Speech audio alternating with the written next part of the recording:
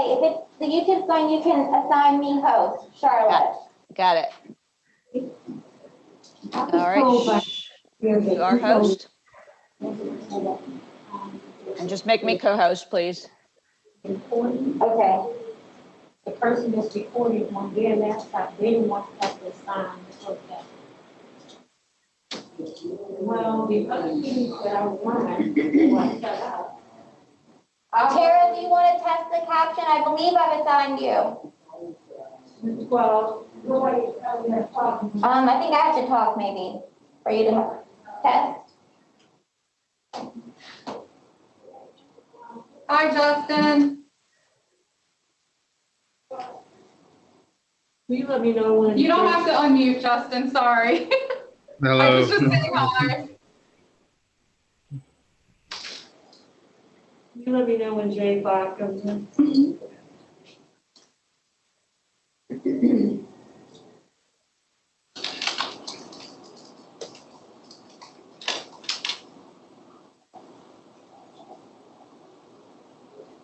Can you see the captions I've been typing?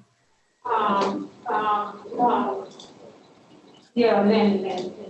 I see captions. All right, got it. Okay. Can you test again, Tara? Yep. Okay, all right. Why are they in all caps? Can you do upper lowercase? Okay, there they go. All right. I mean, for readability purposes, I would suggest upper and lowercase. All caps is hard to read. Tara, can you control that? Lauren, do you agree? I usually see them in all caps. I'm probably not the person to ask. Okay, well, just for general readability, I think upper and lowercase is the preference, but I just assumed Tara, if she could, control that, but I'll leave it up to you. I lost volume for a minute. So you want me to change it to upper lowercase and not all caps? I would highly recommend that, but Lauren, you make the executive decision on that. That's fine. Okay. Okay, I can do whatever. A lot of people just like the all caps when they're streaming, but whatever you guys prefer is fine. Just give me a minute. Okay. Do you want me to start recording? Hi, Garrett. It's Lauren speaking. Hi, Lauren. How you doing? Good. How are you? Doing good. Good as can be. Good. Yeah.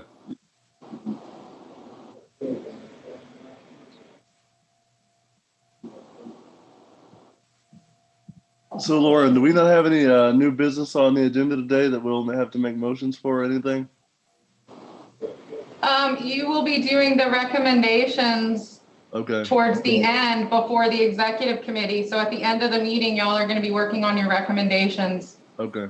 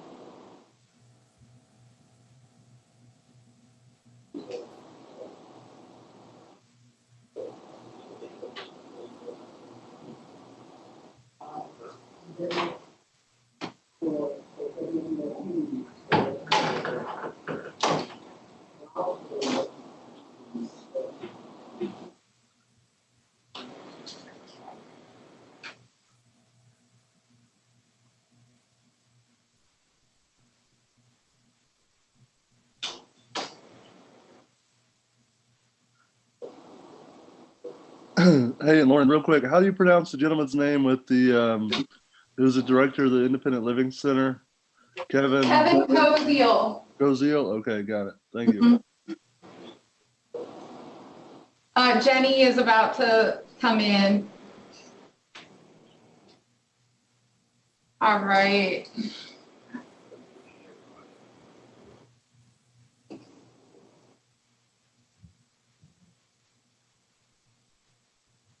Good morning to all. This is Dee Dee.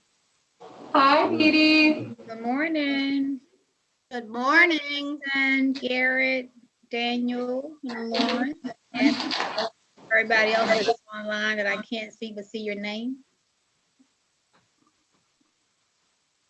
Good morning. I'm sorry, is somebody asking me something? No, I'm gonna turn up the volume.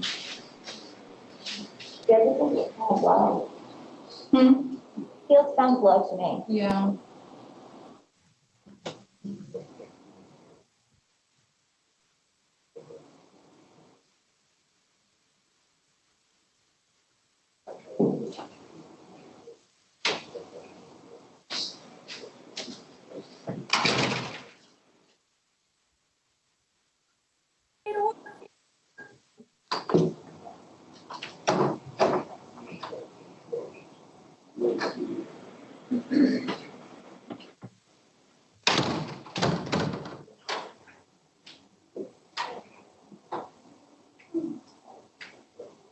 I'll leave this open for Carrie when she gets here, but y'all can close it.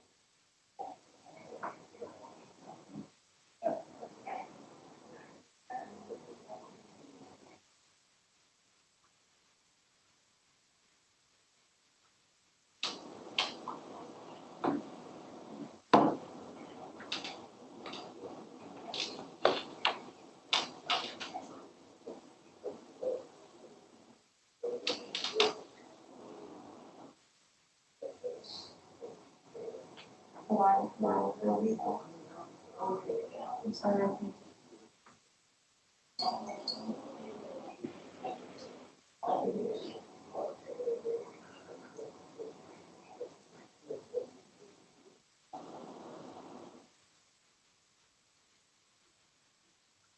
We'll wait just a few more minutes.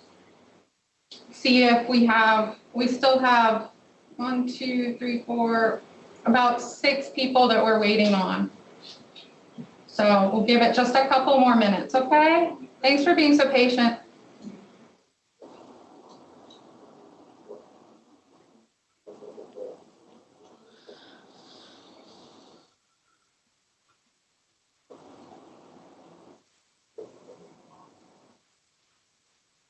Absolutely, Commissioner.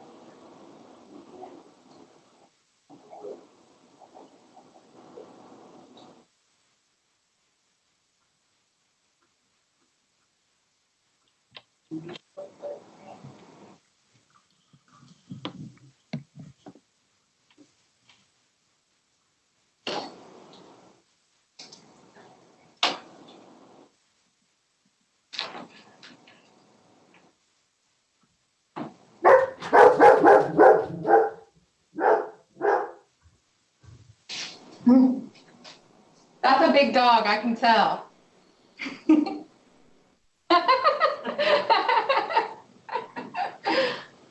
Oh, I love the sounds of dogs. It's fun.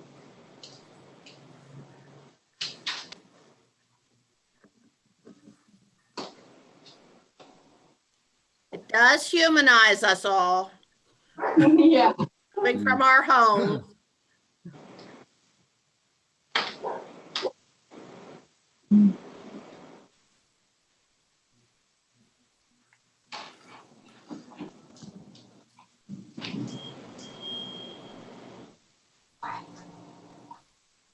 Already.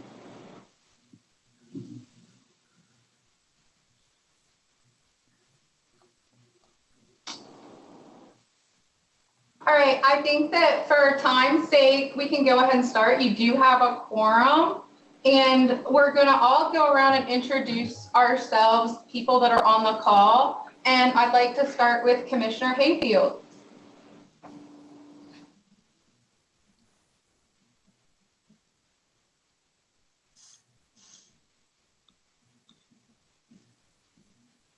Good morning.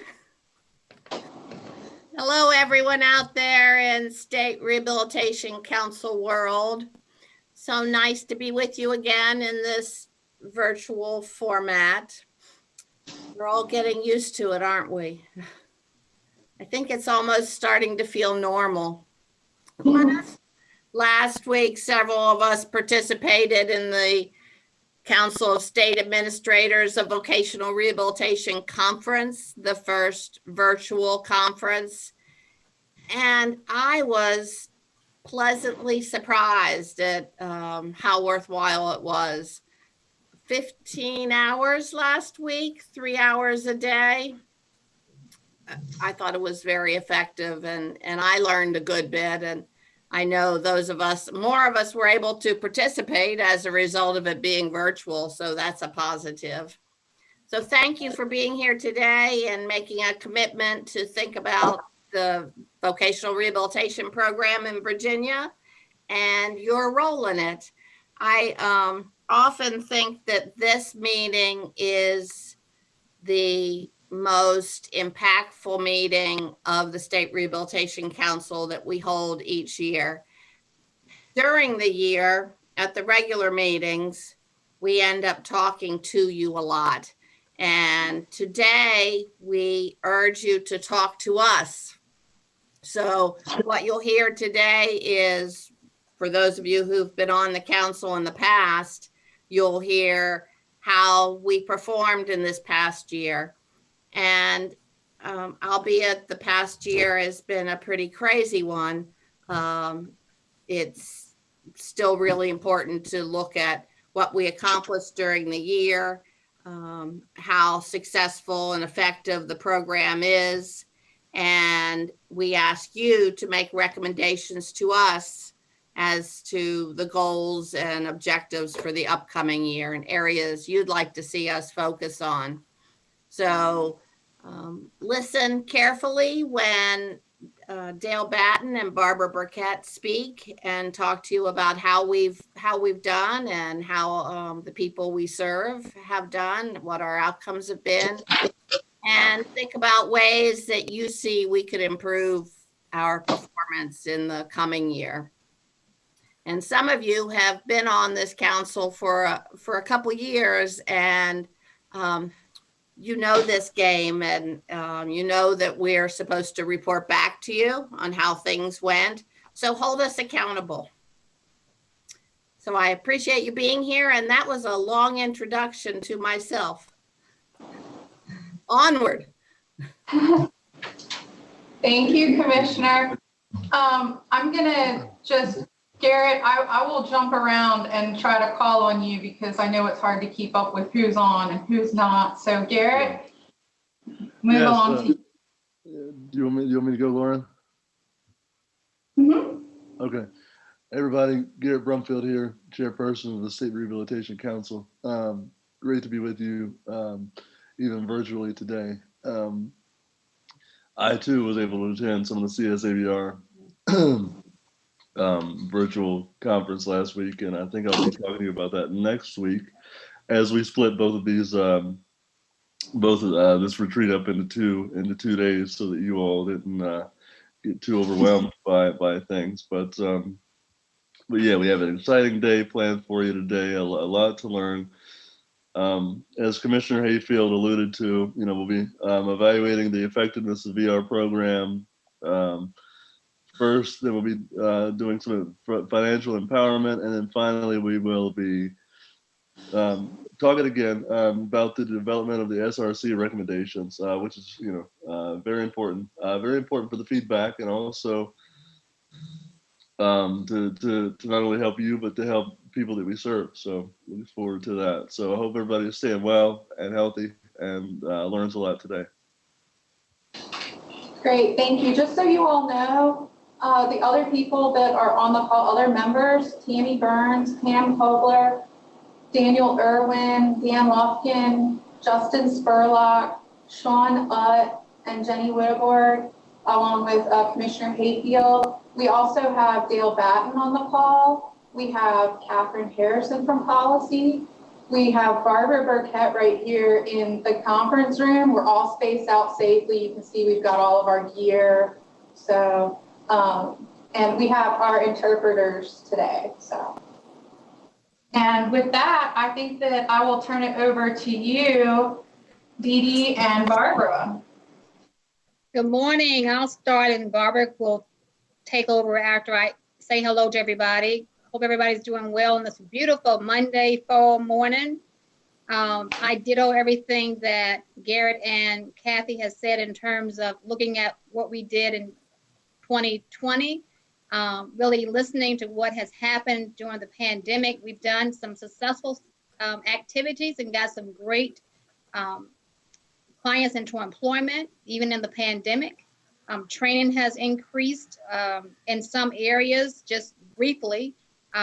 We've kept some of our grants going that has some very effective activities happening. So as you listen to Barbara giving us our data and our feedback from our effectiveness of program year 2020, again, I agree with Kathy and Garrett. Please take good notes, ask questions, and I look forward to you helping me make recommendations to improve the program moving forward for 2021.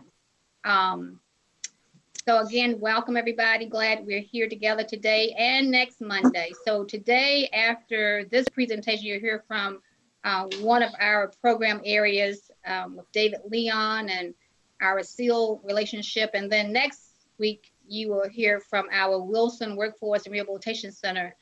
So I look forward to being with you for the next 2 days, today and next Monday. Thank you all for being part of this and helping us. And I'm going to turn it over to Barbara, who will actually give our presentation, and I will kind of comment as need be during the presentation. And as you ask questions, I'm available to help answer questions.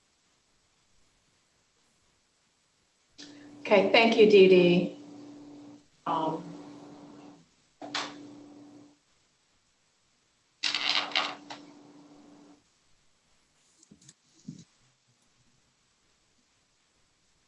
trying to share my screen. I'm having difficulty.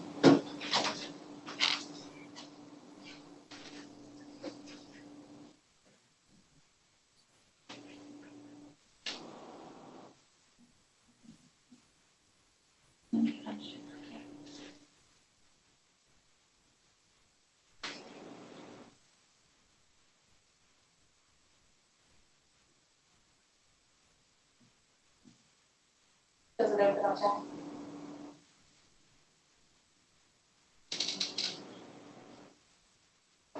There we go. All right.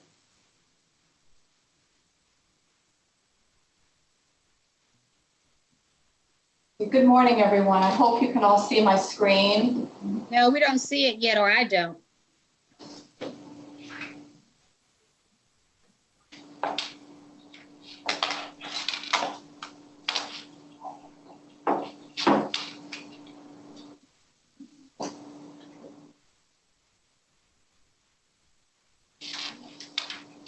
I'm going to pull it up on my computer, Barbara, and maybe I can try to share it too while you're working on it.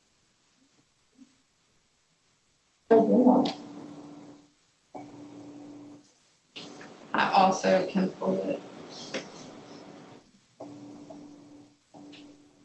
Thank you all for being patient while we work through technology. It's different every time, so. All right. Yes, we can see it now.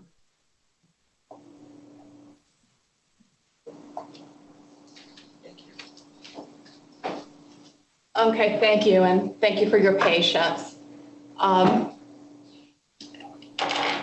Good morning. There's Barbara, there's just one thing. There's another screen. It says editing on that's on top of the presentation. Okay, we'll see if we can fix that.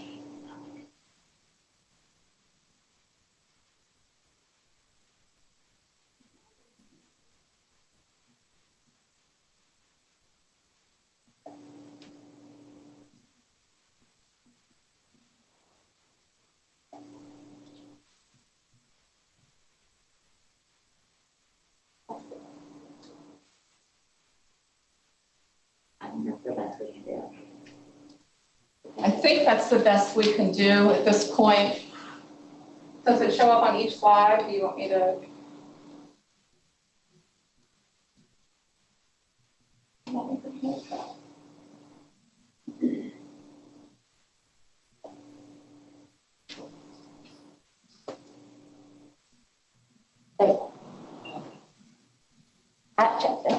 That's fine now, Barbara.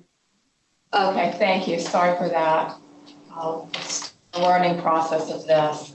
As Dee Dee said, I'll be presenting today the Vocational Rehabilitation Program performance for federal fiscal year 2020. This is pretty data heavy, so if you have any questions, please put them in the chat log or speak up. And Dee Dee will assist me with comments. The objectives of this presentation are to describe the characteristics of clients who are served in federal fiscal year 2020, to review our program outcomes for clients, to review the Workforce Innovation and Opportunity Act outcome measures that are reported to the Rehabilitative Services Administration, to examine cost of the VR program, to assess timeliness of services, to review our waiting list dates and provide updates on closures of categories. I'm going to further describe the effects of COVID on DAR's clients and service delivery, review the status of the State Rehab Council's recommendations that were submitted previously. And then our VR director, Dale Batten, will make comments and answer any questions that you have. The time period that I'm going to be reporting on is federal fiscal year 2020, which runs from October 1st, 2019 through September 30th, 2020. And before I begin, I want to talk about two populations of clients that DAR serves. We have potentially eligible clients, and those are students with disabilities who require pre-employment services, or services that we call pre-ETs. These were what we used to refer to as our transition students. And then on the other hand, we have vocational rehabilitation clients. And these are clients who have applied and been determined eligible for vocational rehabilitation services. Potentially eligible clients can either move on over into the VR process and become eligible, or they can just decide to exit. It's important to keep these two populations in mind when I talk about numbers. In federal fiscal year 2020, we saw a decrease in those VR clients served. So this is the ones who have been determined eligible. And by clients served, I mean everyone from application through post-employment services, including those who exited our program and those who were on the waiting list. There was a decrease of 2,473 fewer clients, which equates to about 10.4%. We saw 21,367 clients served in federal fiscal 20, and that compares to 23,840 who were served the previous year. We believe several factors that impacted the number of clients served in 2020 were, first, we are required to reserve 15% of our VR funds for the provision of pre-employment transition services to serve students with disabilities. And this necessitated a realignment of services, and I'll be discussing that in future slides. And also a reduction in applications due to coronavirus.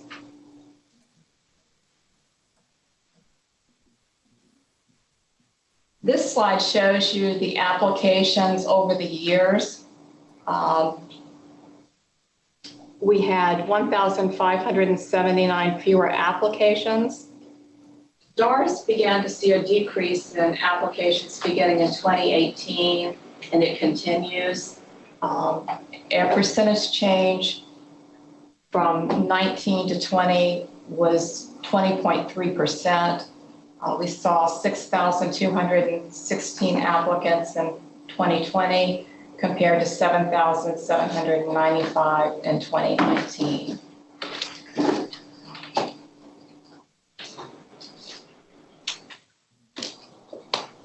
In this slide, you can see a breakdown of VR clients served and potentially eligible clients as far as applications. The top line, the blue line, is the combined number of applications. Combined, we saw 4,025 as a decrease for total applications. In the VR population, 1,579 fewer clients, and in the potentially eligible, 2,446 fewer clients. And you can see that that drop, that severe drop occurred probably again because of coronavirus and the pandemic.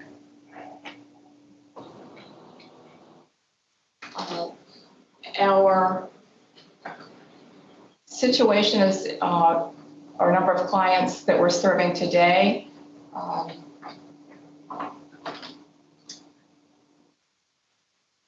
We have the majority are receiving services. We ended the year with 873 clients on the waiting list.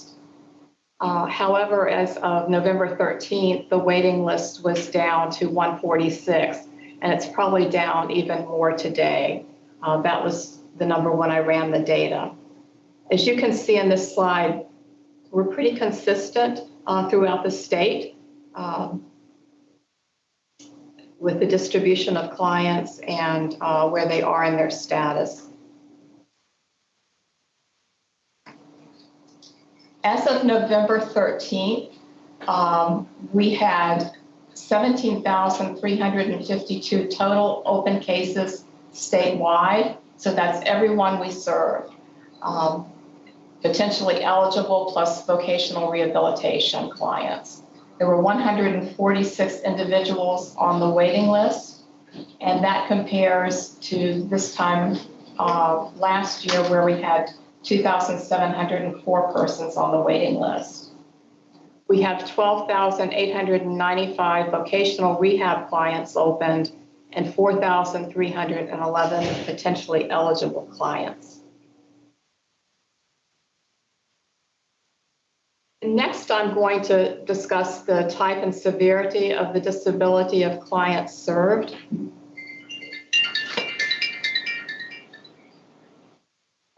We continue to see a majority of our clients having cognitive disorders at 50%. This increased 3% from federal fiscal year 19. Our second largest group is psychosocial impairments. We saw a slight decrease of 1.4%. We have another 8% with physical and respiratory impairments at 0.5% decrease from the previous year. 4% of our clients had a primary impairment on orthopedic, neurological, or mobility issue. 4% were deaf and hard of hearing. 1% had a communication impairment, and 0.6% were blind or visually impaired. Many of our clients have more than one impairment, so this slide shows the primary impairment for the clients served.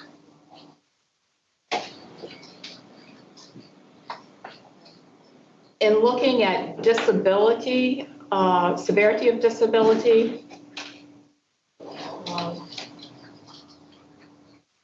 the clients who were most significantly disabled, and the definition for that is having 3 or more functional limitations with regard to work requiring multiple services over an extended period of time, greater than 1 year. Decreased slightly by 1.1% from the previous year. However, 90% of our clients are still most significantly disabled.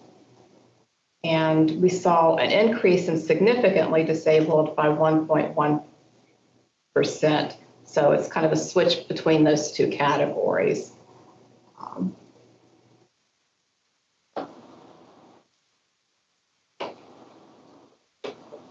When comparing students with disabilities to the non-student with disability population, our students with disabilities were more significantly disabled.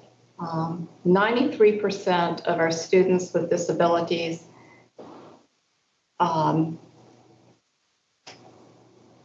most significantly disabled, and that compares with 86.2% of our non-students with disabilities.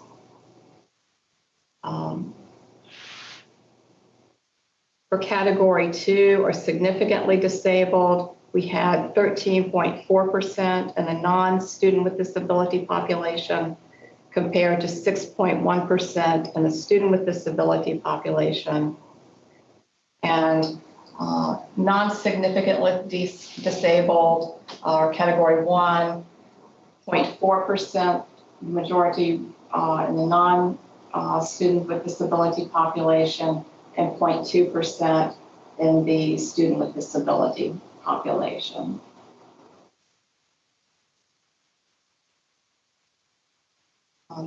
Every year I look at specific populations. It's a little bit, these numbers were definitely affected by the decrease in overall clients and applications. We served 4,045 clients with autism, which was a decrease of 2.1% from the previous year. We served 1,396 with serious mental illness. Again, that was a 10% decrease. Students with disabilities, we served 9,665, an 8% decrease. And those with intellectual disabilities, we served 8,628, which was a roughly 11% decrease. Since we saw a 10% reduction in clients served overall, this probably accounts for the decrease in the specific populations.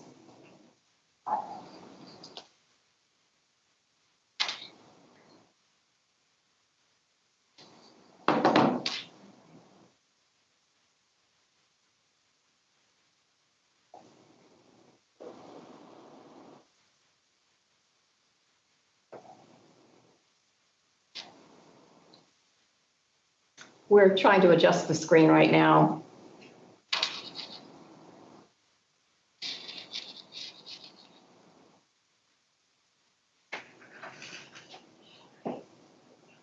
No, where Carrie is, either way.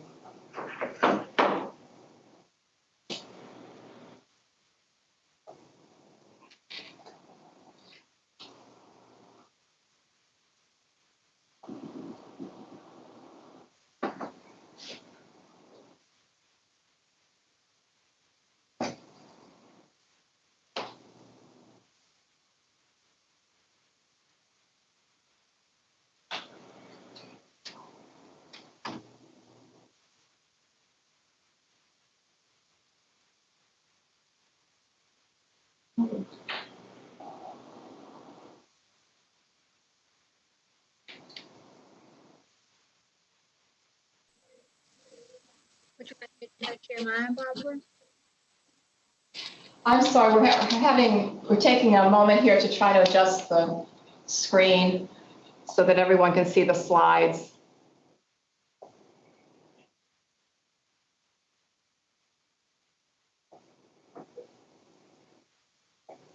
You want me to pull it up online?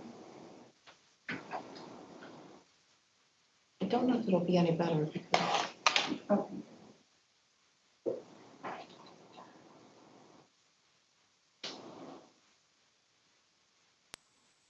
I can probably put it on my full screen if you want me to try it.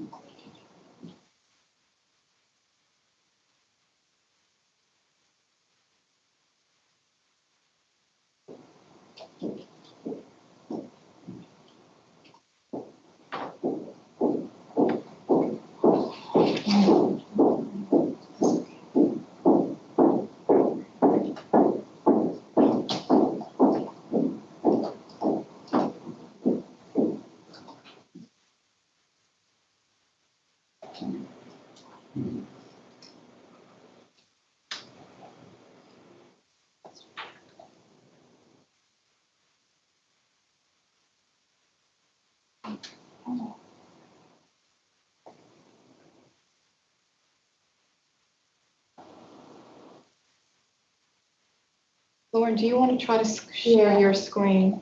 Please stop yours.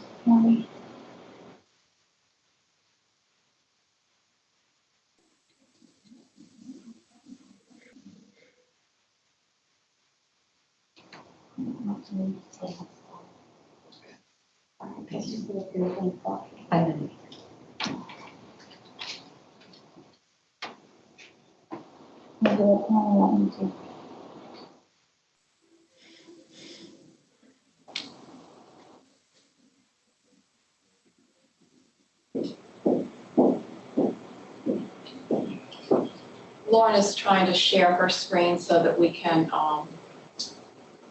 see the slides without all of the other things covering them up.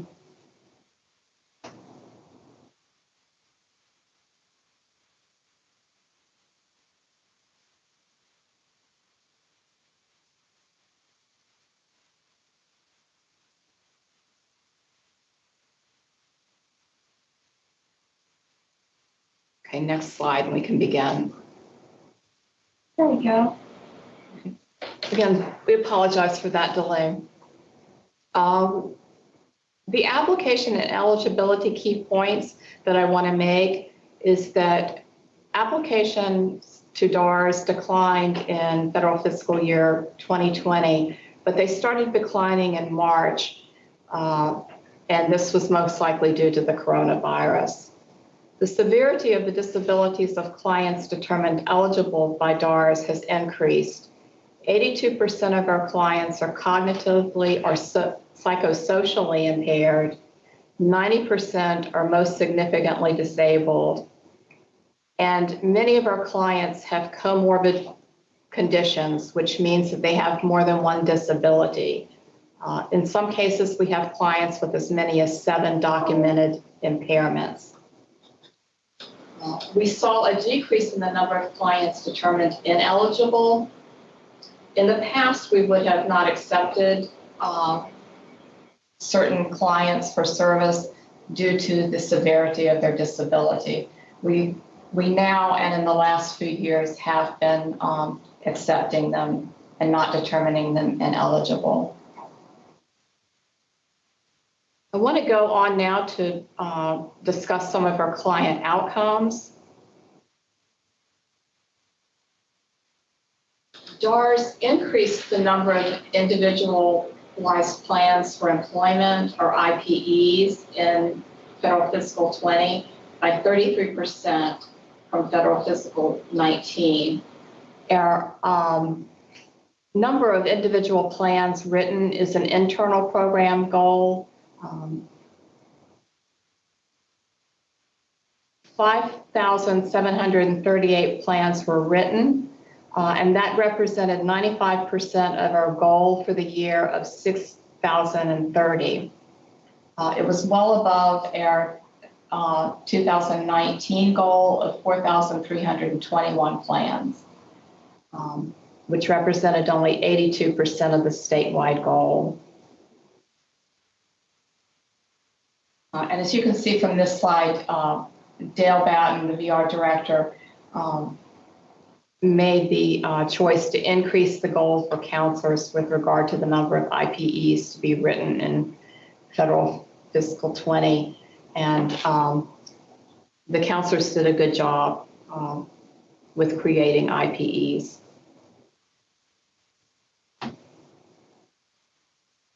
Another internal program goal was the number of successful closures or employments found.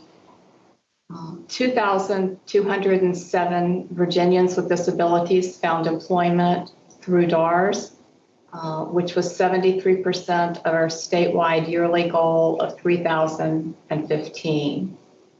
4 offices did meet their employment goals, and those offices were Culpeper, Franklin, Pounding Mill, and Wytheville.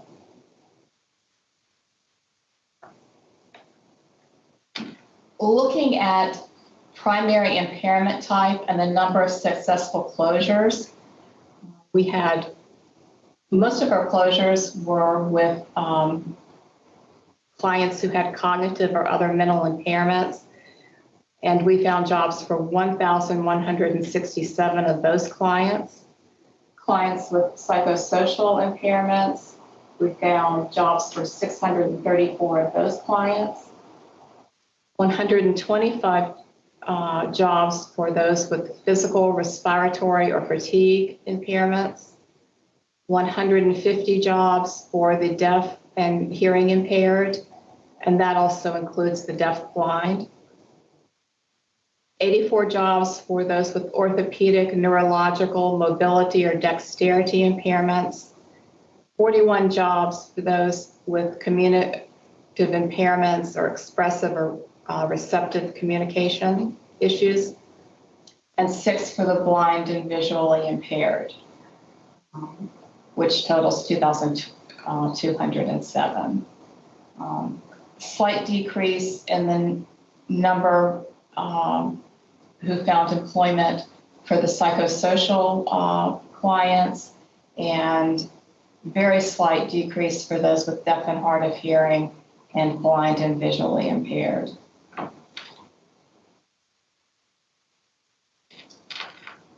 Our median hourly earnings at closure for the year was $10.25. This wage was up 25 cents from the previous year. This is a median earning, and it's very hard to move a median earning. So we feel pretty good that we were able to increase this by 25%. It might not seem a lot, but it took some effort to do that. The median hourly earnings for student age clients was $10, and the median hourly wage for non-student age clients was up 80%, which is significant, and was up to $10.80 per hour.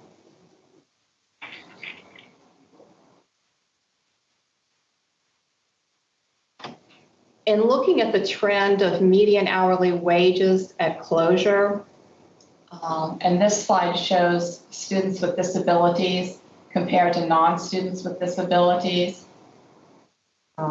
Beginning in federal fiscal 19 and continuing into 2020, non-students with disabilities wage surpassed those with students with disabilities, as you would expect, because you have non-students with disabilities being older and most likely out of school.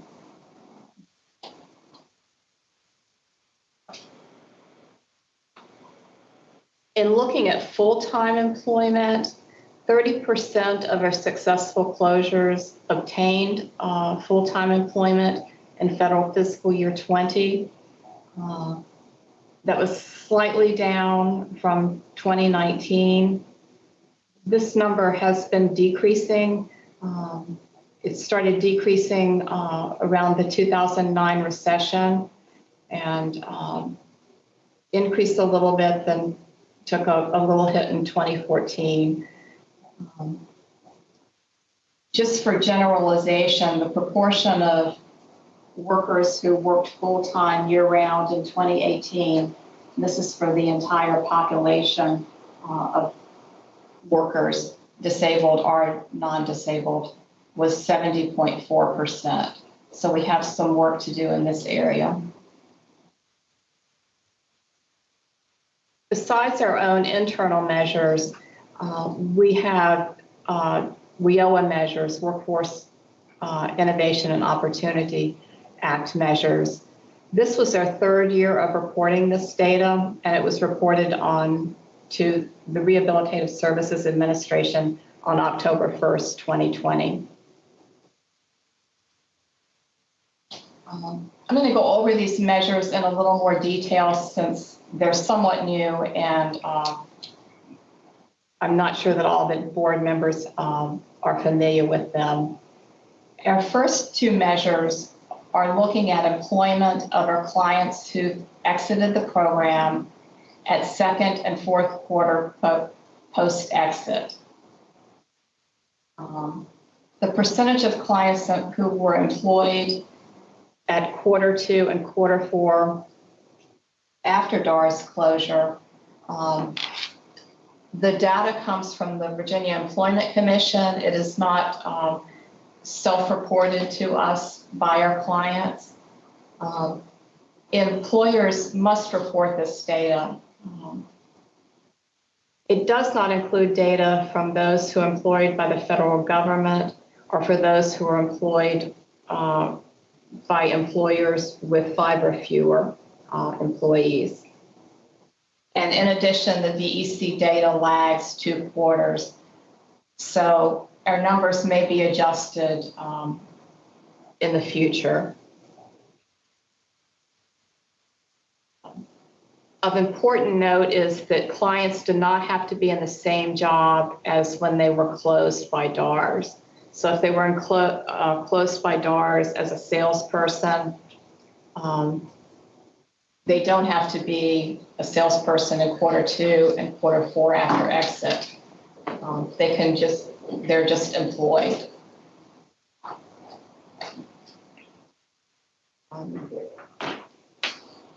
Our percentage employed at second and fourth quarter after closure has increased over the years. We're at 54% for closure, percentage closed. Excuse me, we're at, of all those closed, 54% were enclosed. 54% were employed at second and fourth quarter after closure. and that's an increase from 50% from the previous year. So let me say that again because I messed that up. Of all clients who closed from DARS, at the second and fourth quarter, we had 54% still working.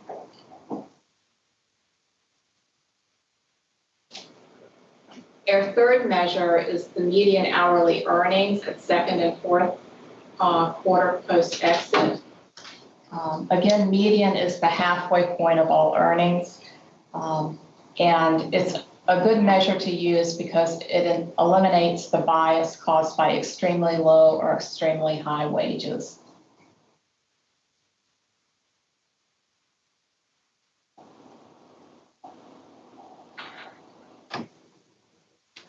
This is a rather complicated slide, but if you bear with me, I can walk you through it. This is the median quarterly earnings at closure from 2015 through 2020. The blue line at the top is the earnings for clients at the time of closure, and that is $3,705. At second quarter after exit, the median hourly earnings were $3,104.89, and at fourth quarter, the hours are the earnings increased slightly to $3,164.27.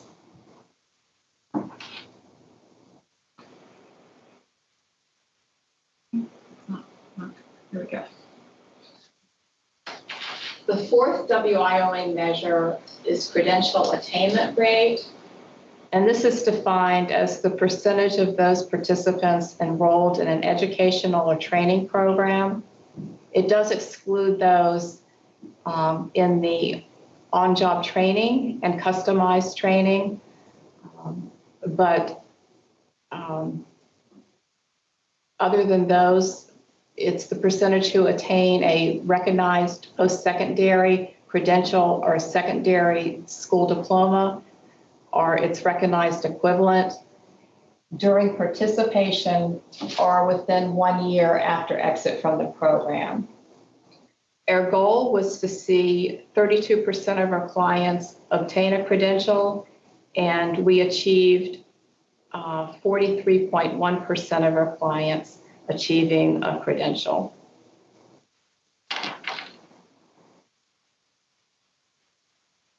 The fifth WIOA measure is measurable skills gain, and that is defined as the percentage of program participants who during a program year are in an educational or training program that leads to a recognized post-secondary credential or employment and who are achieving measurable skills gains defined as documented academic, technical, occupational, or other forms of progress towards a credential or employment.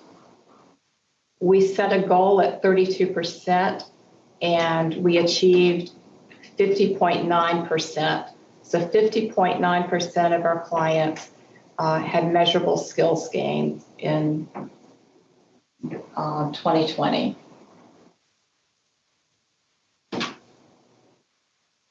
In looking at cost of DARS services next,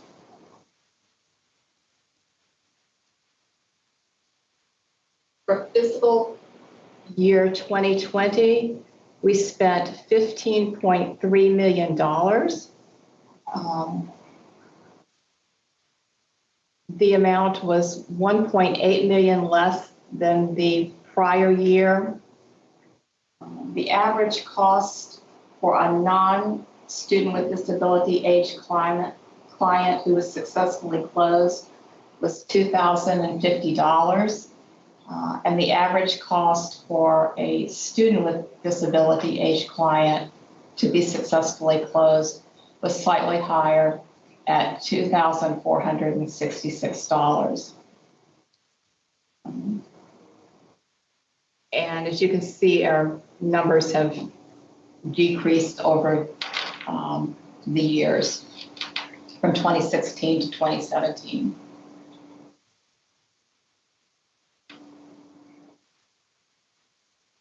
In this slide, I'm depicting the expenditure categories for state fiscal year 2020.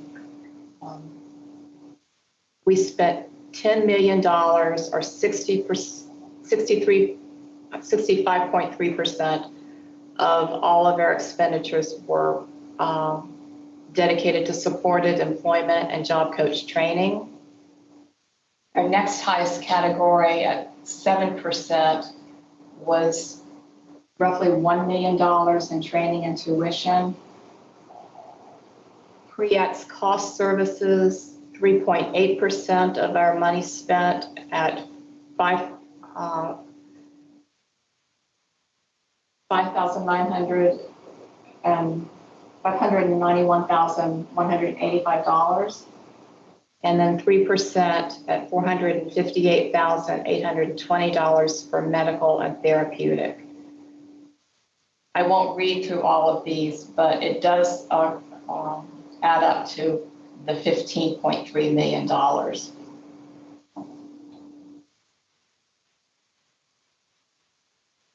In looking at timeliness of services, DARS improved as far as providing services more quickly to clients. We decreased the time from application to eligibility by 3 days. Our average time from application to eligibility is now 33.5 days. The requirement by the federal government and the Rehabilitative Services Administration is 60 days, so we're well under that. Our length of time from plan to successful closure, we decreased slightly to 22.2 months. It had previously been 22.9 months.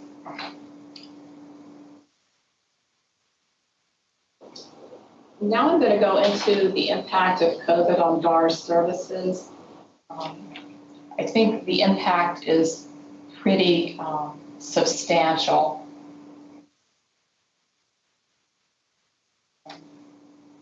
The summary of this slide is basically that 2,000 fewer applications and 2,100 fewer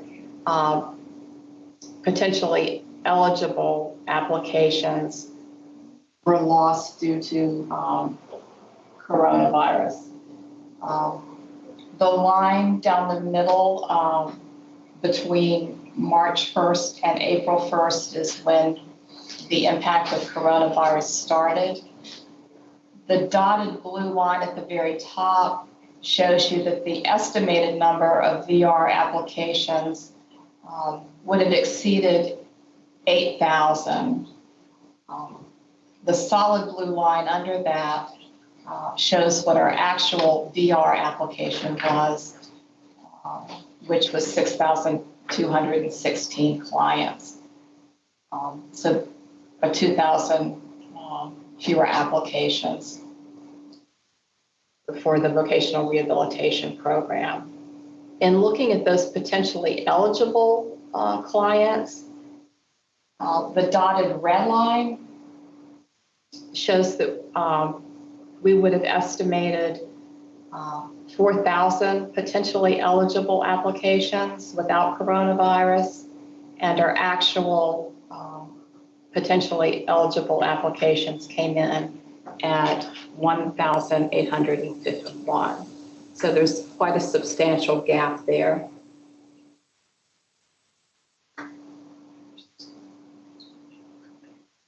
As far as number of plans served, we didn't have quite the impact. The red dotted line shows you the estimated number of plans had coronavirus not occurred, and that would have been 6,500. We would have well met our goal. And the actual number of plans that were able to be completed was 5,738.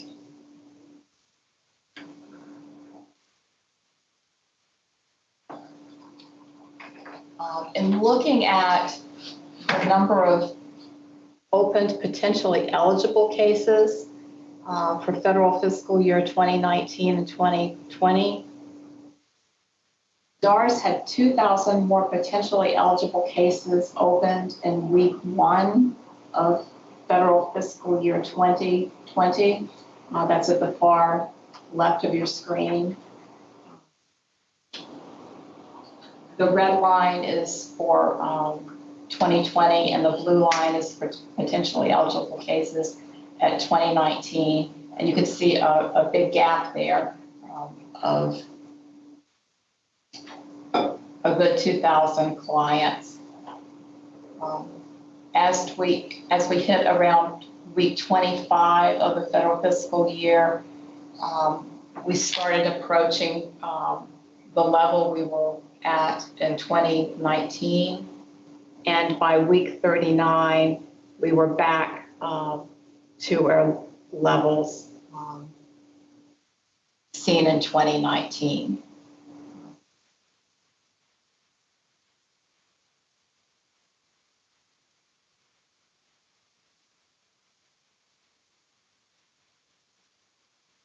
This chart shows you the comparison of pre-ed services for federal fiscal 2019 and 2020. Their pre-ed services always see a seasonal trend. If you look at that first star around December, we see a holiday effect. Schools are out during that time period. It's a time period of vacation for a lot of families. So our numbers for many years have always dropped at that point. Starting in January, they increase. We also see a decrease around June, which is graduation time, also summer vacation for people. And then we see an increase again in August. You can see that for our pre-ed services, we were doing well until coronavirus hit, again around mid-March. And at mid-March, our numbers decreased to below the number of services provided in 2019.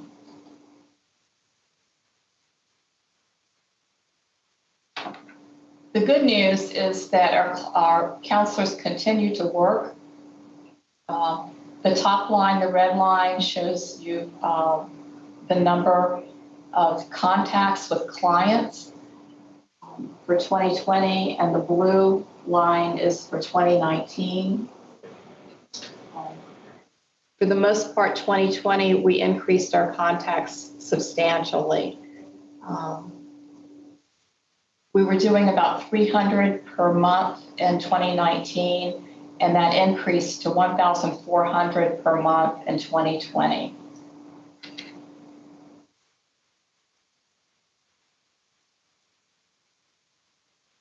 In looking at monthly expenditures for 2020, they were similar to state fiscal year 2019, again until March. We had a steep decline in April through June. However,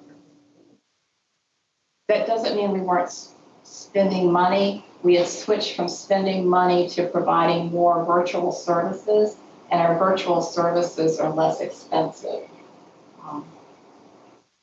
And we went from about $1.2 million a month to 600,000, 500,000.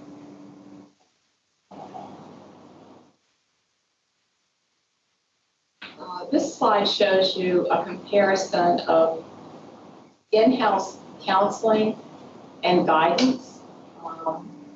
and the number of services provided in 2019 and 2020.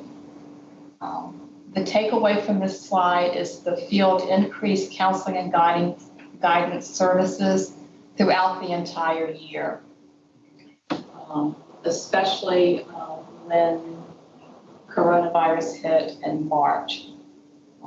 But all year we had increased our counseling and guidance services.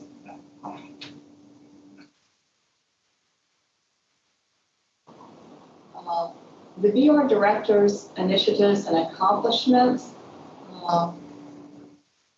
were moving clients from the waiting list and into service. We wanted to re-engage clients. We wanted equity in service delivery. We wanted increased attention to business services and labor market data in order to improve outcomes for our clients. And we wanted to maintain quality services during the pandemic. And I think we achieved all of those, as you can see from the previous data. I won't go through this entire slide, but it gives you some history of our openings and closings of categories during order selection.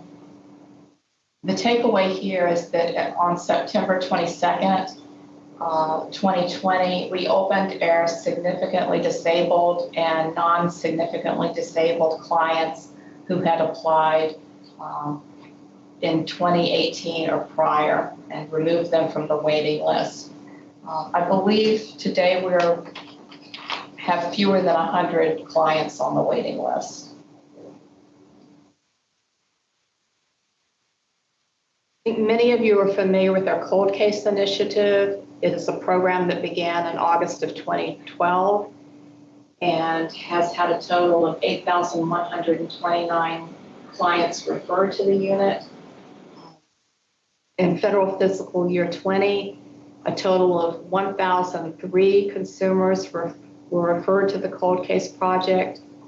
And of those, 58.1%, or 581, are now back receiving services at DARS or have closed successfully, meaning they've found employment.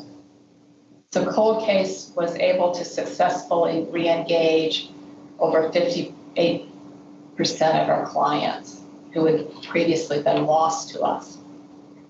233 clients became successful closures, and 293 clients we were still unable to locate.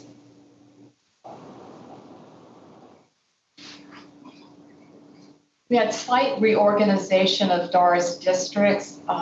Effective February 2020, we went from 5 districts to 6.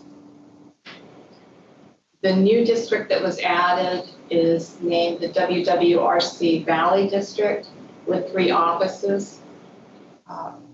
Harrisonburg and the Fishersville office moved from the Northern District, and Fishersville from the, sorry, that's a mistake. I don't know what office that is.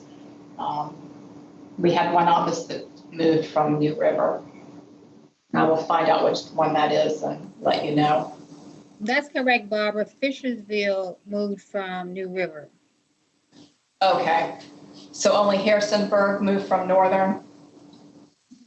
Yes. Okay, Winchester, thank you.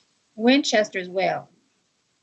Okay, so Harrisonburg and Winchester moved from Northern and Fishersville moved from New River. That's correct. Okay, thank you. This is a map of our new districts, or I'm sorry, our 5 districts, our previous districts. And this is our current 6 district configuration, with the new district being the light purple to the western part of the state, upper western part of the state.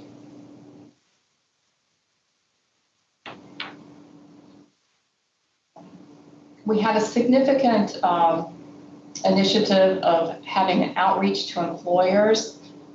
DARS worked with 2,827 unique employers in federal fiscal year 20. The employer penetration rate is 3.8%.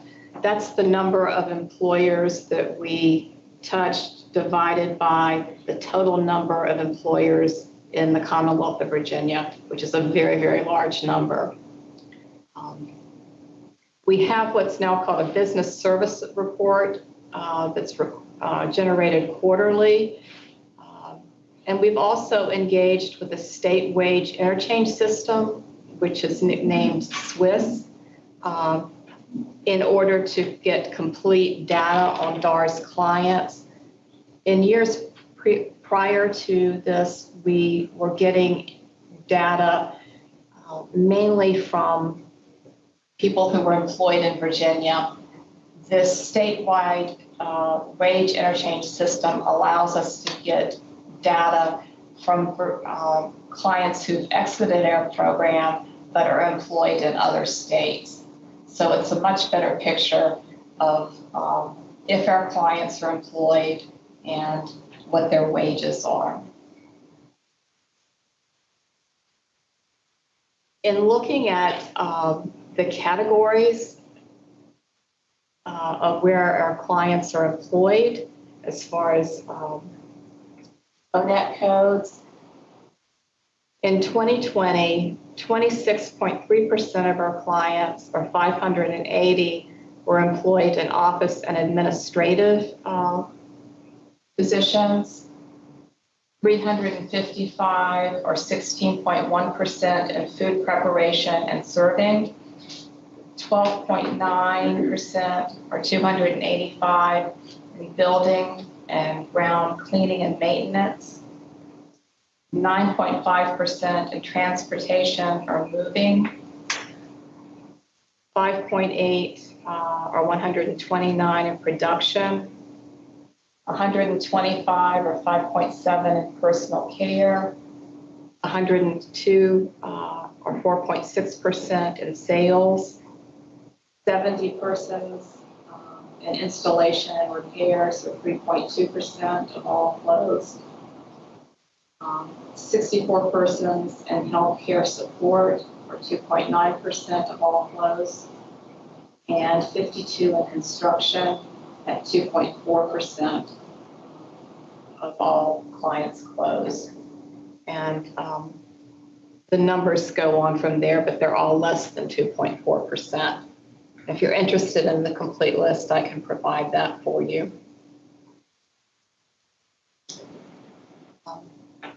The SRC recommendations and the status of those recommendations are shown in this slide.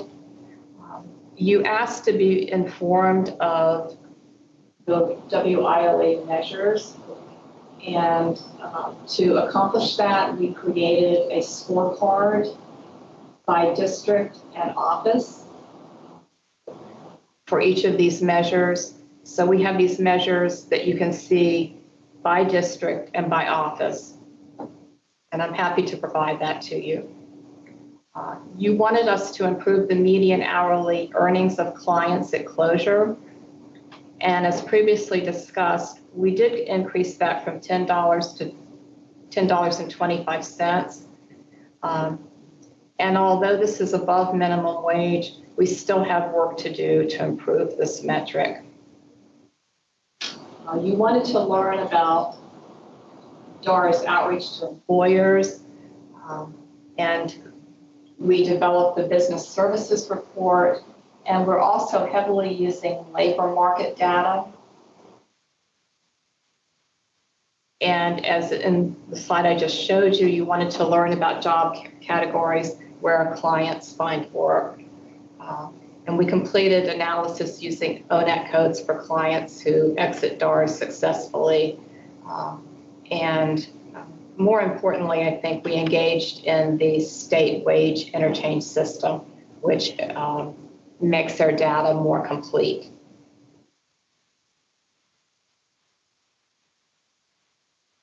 So that ends all of the slides. I know it was a lot of data to throw at you. Contact information for both myself and Dee Dee is shown here. Feel free to contact me via email, and I'll provide you any data or ask any questions. If there are any questions right now, I'll be glad to try to answer them. And Dee Dee, if you have any remarks. This is Jenny, I have a question.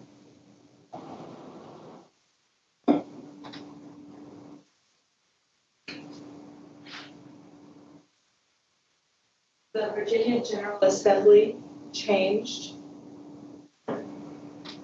the terminology that has been used, officially has been changed to deaf, hard of hearing, and people with hearing loss. And I'm wondering if DARS is also going through to make sure everything's updated to be more appropriate. Make sure that we're not using the terminology hearing impaired any longer. Is that something that the General Assembly did pass? We have to report data as it's specified by the federal government, the Rehabilitation Services Administration. Okay. So I would assume that those changes will be made at the federal level. Right now in our case management system, for uniformity across all of the 50 states and territories, they're kept as they are now. But I'm sure those changes will be coming down. This is Catherine, and we can take a look at our internal policies, like our VR policy and procedures manual, to make sure that we are in compliance with that. I have a question. Is that Justin? Yes. All right. In one of the earlier charts, you said that there wasn't data because of employees that had less than, like you said, less than 5 employees that had less than 5 employees, correct? That's correct. Is there any way that we could get a count of, you may have shown that how many employers were actually using that has less than 5? I'm sure that data is out there, and I will look for that for you. Employers who have fewer than 5 employees are not required to submit any kind of information to the Virginia Employment Commission, however. So I won't be able to capture earnings for that group. Gotcha. But I have no idea how many of those, how many employers in the Commonwealth have 5 or fewer employees. But I will try to get that for you. Thank you. This is Joe LaFawn. I have a question. Sure, go ahead. I'm not sure if this was, if this data is captured in your code case data, but I was wondering, how do you reach out and that number, where is that number located for the cases that are already closed, and how do you go back in a year to locate those clients and how their success is with their jobs? Are you speaking of whether they're employed at 2nd and 4th quarter? Yes, because DOORS does have a policy where you reach out to after closing cases and you reach out to them in a year. Is that correct? The employment data, the Workforce Innovation and Opportunities Act data on the earnings and the percentage employed comes from the VEC. Dee Dee, perhaps you could answer more clearly what our outreach to clients who left the program is. Catherine may want to answer first because we changed our, some of the feedback right now, we do it while they're still active clients. Whereas before we did do all of our surveying after they left the system. But I'll let Catherine answer first and then I come back with another comment if I need to add on to what she's going to say.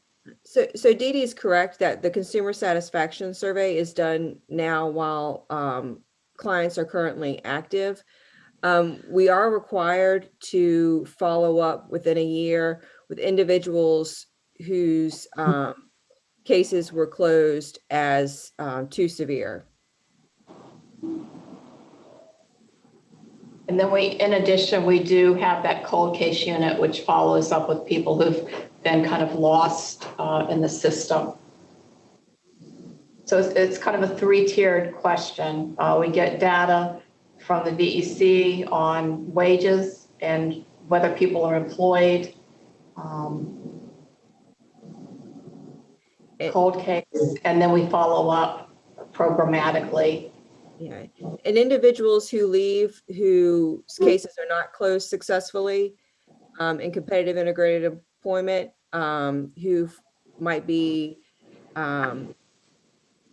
closed in, they chose to not see competitive integrated employment and are instead working in employment which does not meet that classification. We're also required to follow up with them as well, based upon the length of time since their closure. And that can be initially twice a year, and then it eventually goes to once a year. Thank you. Thank you. Good morning. This is Tammy. I have a quick question. Sure. I noticed on the pre-ETS side of things that majority of the students were the students with the most significant disabilities that were served. Do we have an indication as to why that was, or is it just a guess as to why that was? Or my first thought is, are students who are maybe not in self-contained special education classrooms not getting access for whatever reason to pre-ETS? This is Dee Dee Dale. Tammy, I'm thinking as we entered the schools, the typical referrals to us has been where we were serving our clientele, and that was the MSD population. So in pre-ETS, we probably are still pulling from the special ed IEP programs, but we are targeting more of the other 504 type clientele. Dawn is on the phone, and she's our pre-ETS kind of counselor and coordinator in our district here in the capital area. Dawn, you may want to chime in on where you might feel we're getting that higher percentage of MSD during this last performance year as well.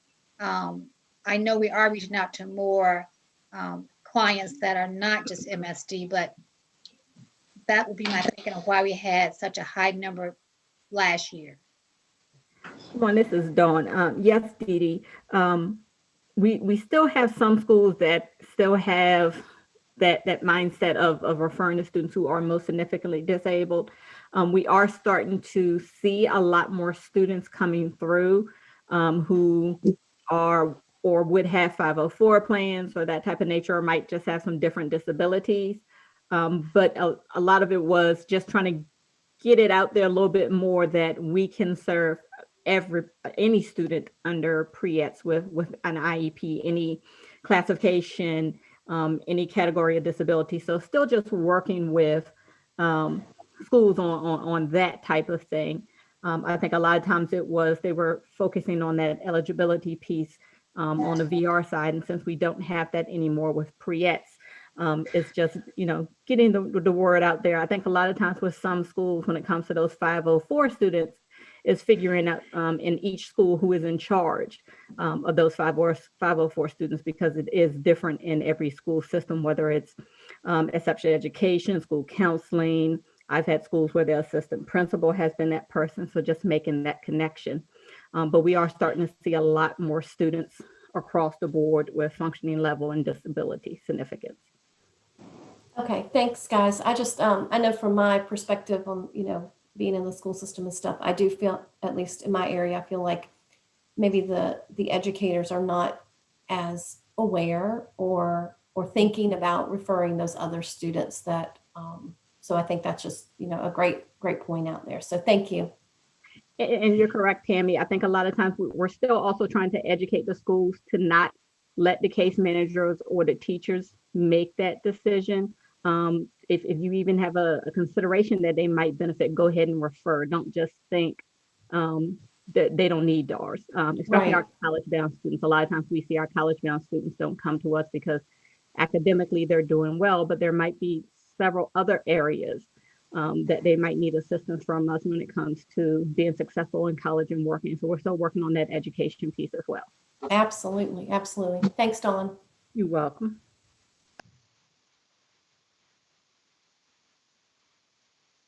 Any has a question? Yes. This is Jenny. We were talking about cost on one of the slides. We were talking about cost reaching out, that had decreased due to virtual. Can you expand on that a little bit? So the cost decreased, but if you could expand on exactly how that happened, and then DARS's perspective on that going forward, and then once the COVID pandemic is over and we kind of go back, how is that going to apply? Are we going to maintain that virtual practice since the cost was lower? I'm not really clear on that. Does that make sense? You know what I mean? This is Dale. Let me comment, and then Barbara, if I'm saying something you did not already have in your thinking of the presentation, you add to it.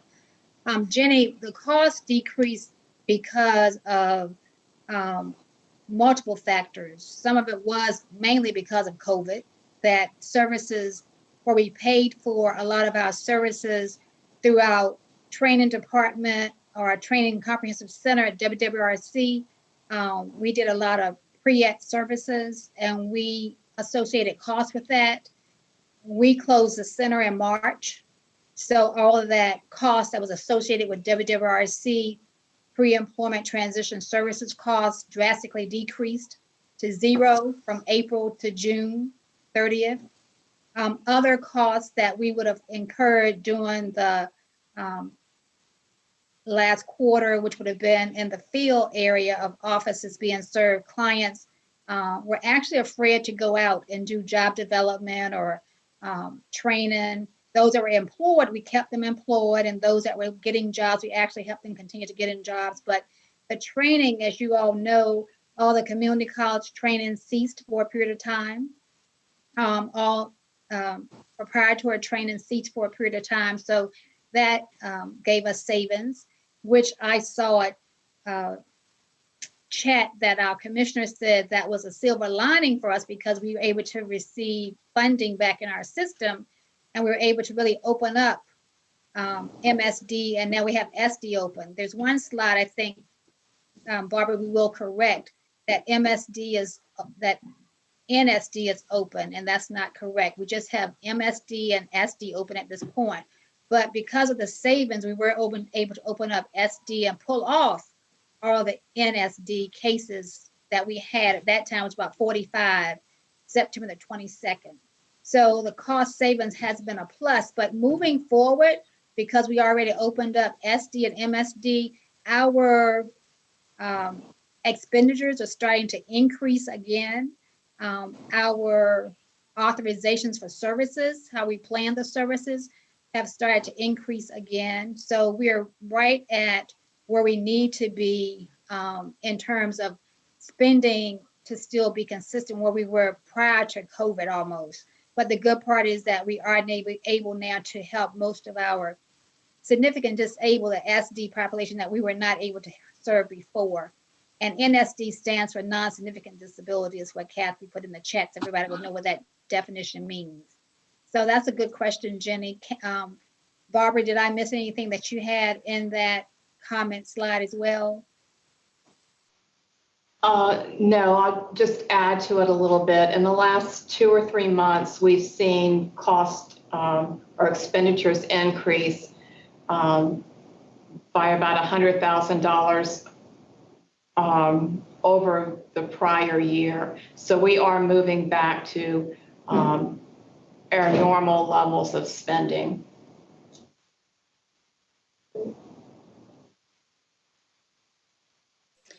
The goal is to keep significant disability category and most significant disability categories open as long as we possibly can.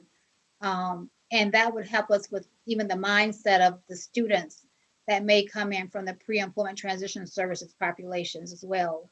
And I think we're going to talk about recommendations later in this discussion. So I'll kind of hold some of the comments from the report until we get to that section. Thank you, Barbara, for presenting all of that wonderful data. Yes, thank you. Were there any other questions?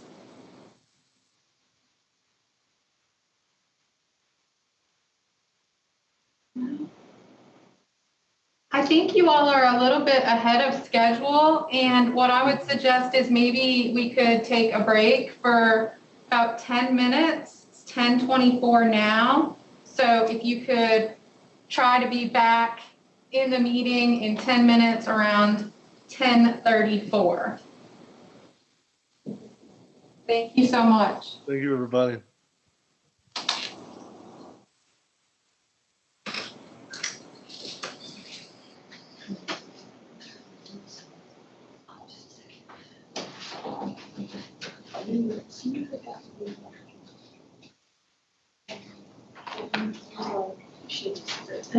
Yeah, I knew it was close.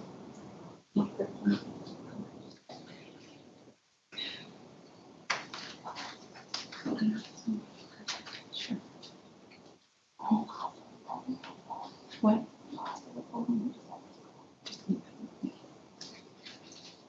I'm scared to ever pause. You don't know what might happen.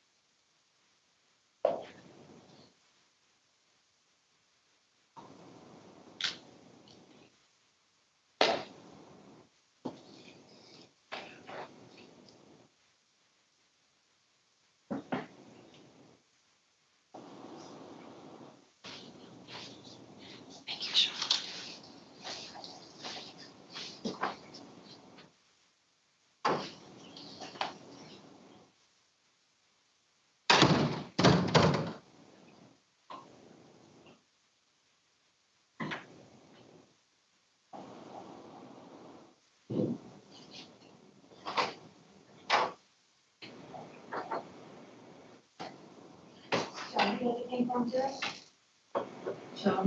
Everything good?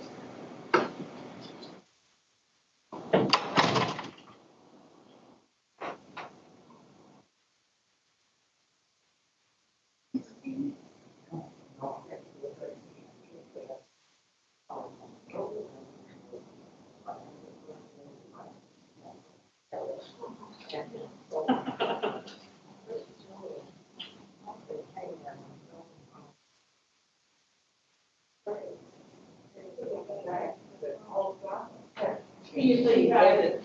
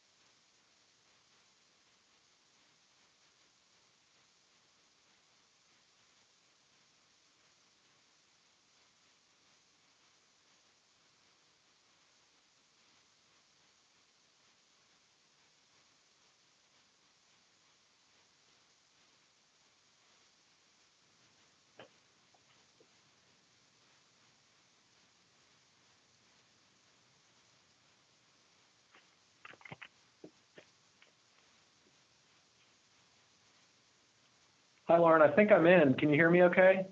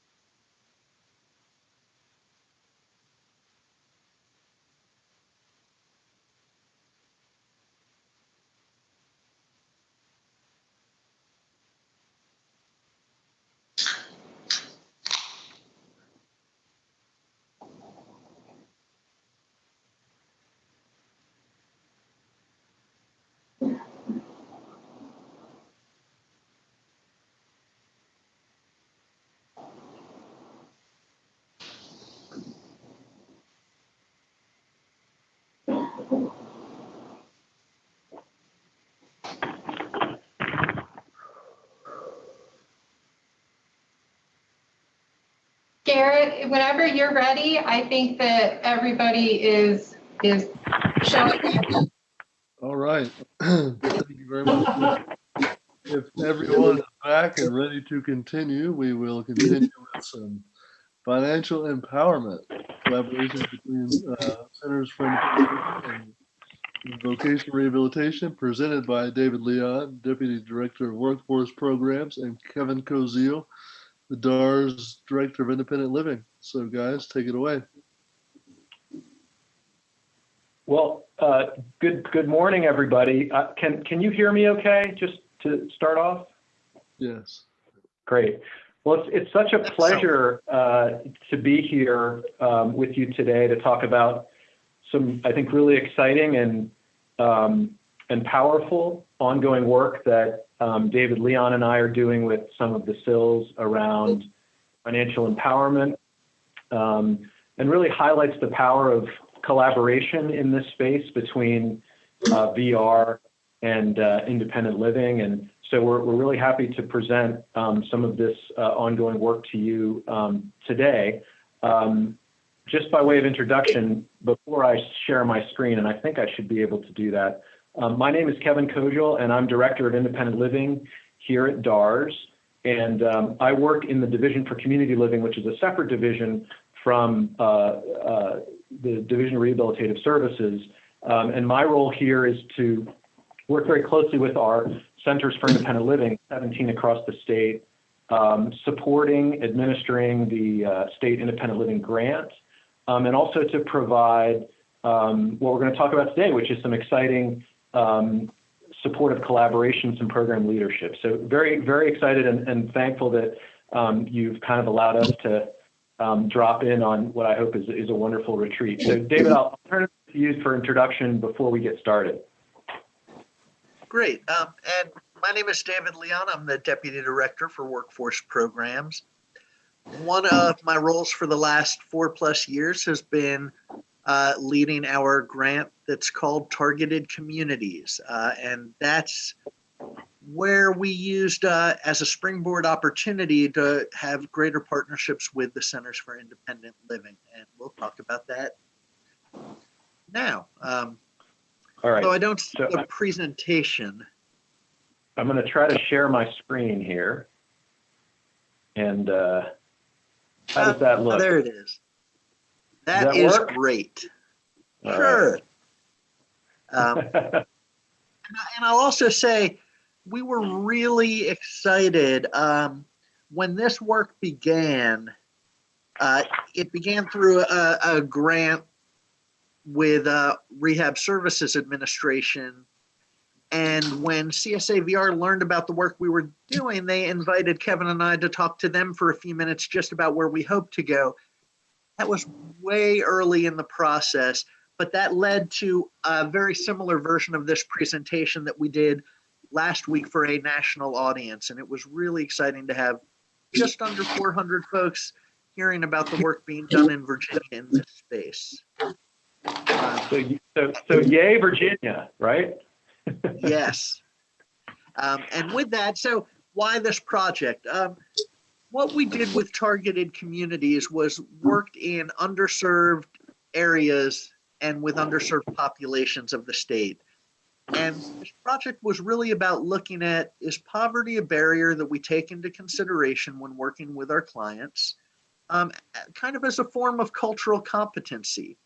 We wanted to look at how these things worked in terms of situational and generational poverty, in terms of poverty as an emergent disability. We wanted to focus a little bit on things like financial fragility and loss aversion. Those two things specifically relate to how the individuals we serve with SSI and SSDI might want to hold on to those benefits and stay in poverty rather than choose to earn more money when they can. Loss aversion is this concept in behavioral economics where it causes emotional pain to lose something you have. And so when we think about the clients we're working with who may have had to fight for years to get those disability benefits, there's an emotional aspect to choosing to work at a level that those go away. And it's important to understand that in order to really work with someone to help them maximize kind of their employment. We also wanted to be able to talk about some of the financial myths. Many of us, myself included, have made mistakes with our money, which makes it harder for it to be a topic to talk about with the clients we're working with. Lots of folks here, you need to have 6 months of savings and emergency fund. And you know, if I don't have that myself, how can I really advocate for my clients? We've all made mistakes with money. We don't have to be certified financial planners or certified public accountants to have a conversation about money when it comes to helping someone go to work. But we don't do that out of those kind of myths that if we're not there, we need to. And I wanted to also mention, just because it came up in the last year, the Journal of Social Work had a great article where they assessed the financial capability among people with disabilities. And what they found was that when you provide financial empowerment and financial literacy services, it increased people with disabilities' well-being and their ability to make better financial decisions. So this wasn't a recent social work article. And I put that in there because, again, it goes to what we kind of thought and what we know. And as we, as an agency, are moving forward in this direction and including financial empowerment services, we're really trying to make sure to take a more holistic view of what a career pathway looks like, how we can help someone we're serving not just get that job, but continue to progress in their employment to greater and greater self-sufficiency. So that's a little bit about why we're moving in the direction we are. Next slide. A little more background and context for, again, the collaboration between VR and Sills. And I think this stuff is just really important to frame our conversations going forward and why we've made the decisions we've made.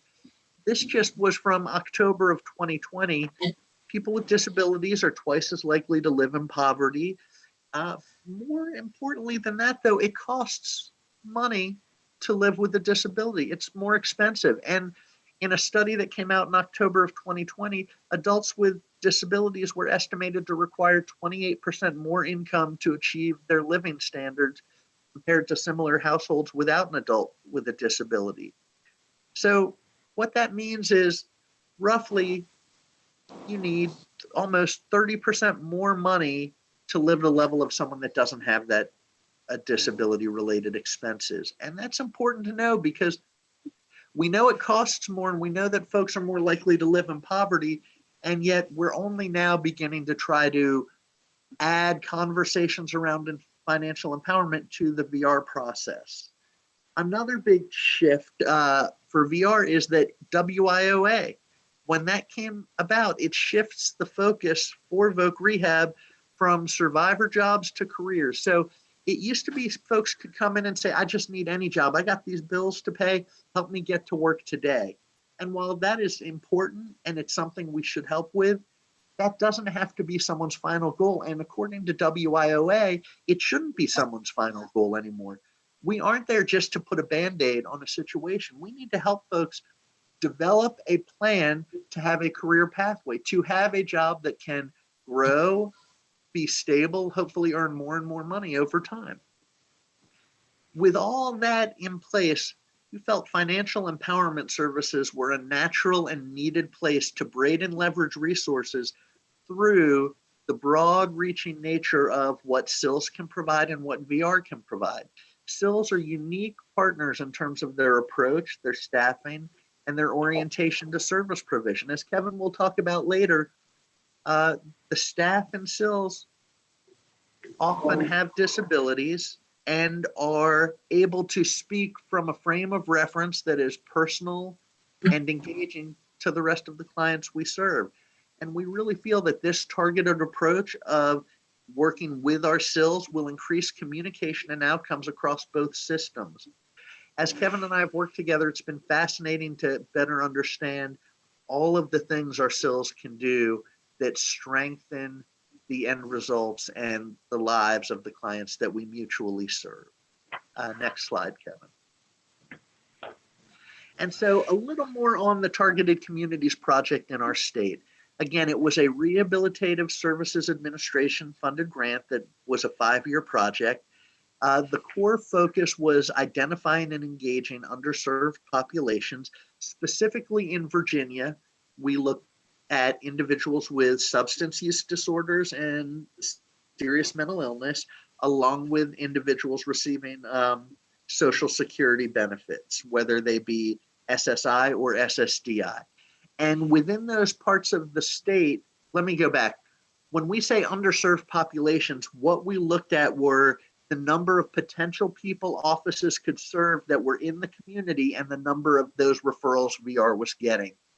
So in the case of individuals with serious mental illness, with substance use disorders, and with SSI and SSDI, the number of those folks that were being served in these specific offices was significantly lower than the amount of those folks who were in the community that we could serve. That's where underserved populations kind of fits. We also wanted to address areas of the state that had high levels of poverty, and that's where we came to Martinsville, Virginia, Henry County, and our replication site of parts of Hampton Roads that included parts of Portsmouth, Norfolk, and Newport News. The areas we specifically looked at in terms of the work we were doing included a deep dive and understanding of the intersection of disability and poverty. We wanted to work on our partnership development, and that included integrated resource teams, introducing them and implementing them, bringing together advisory work groups in each community to kind of help steer how the community would identify the needs and the strengths that already existed to do this work. And again, a strong focus on community financial empowerment, where we looked at poverty as a cultural competency rather than just another separate barrier. The other thing that was a part of this project, there has been from the beginning a strong agency commitment to this project from Commissioner Hayfield and Field Services Director Dale Batten. There's also been strong cross-agency leadership with our work with Kevin and the staff at George Washington University. They were the grant holders and provided ongoing technical assistance, and their team spent a lot of time in our communities helping to develop this program. Again, each area had an advisory work group where they developed and planned trainings, They developed community academies where we brought together all sorts of resources from the community. In the Hampton Roads area, when they had their community academy, it actually included the local libraries, who had a bus that they drove around to provide mobile hotspots, and it included a funeral home that provided funerals free of charge for individuals who didn't have resources. So it was amazing some of the additional things we learned about the community through this project. Next slide.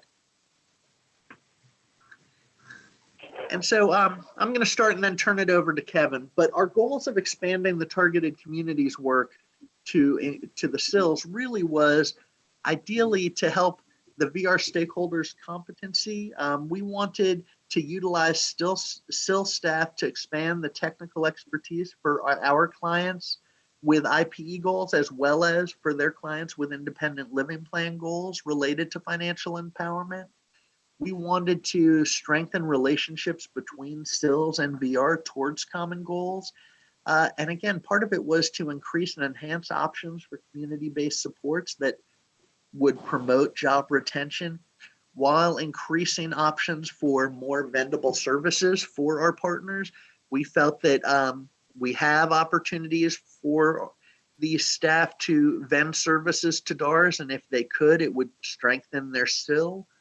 And one thing that is really important here is we felt strongly that we could better leverage the VR services to be a stronger dual referral source for each other. For example, if we really understand all the services offered by the Sill in a community, and every Sill, yes, they have common core measures, but every Sill is different in how they focus.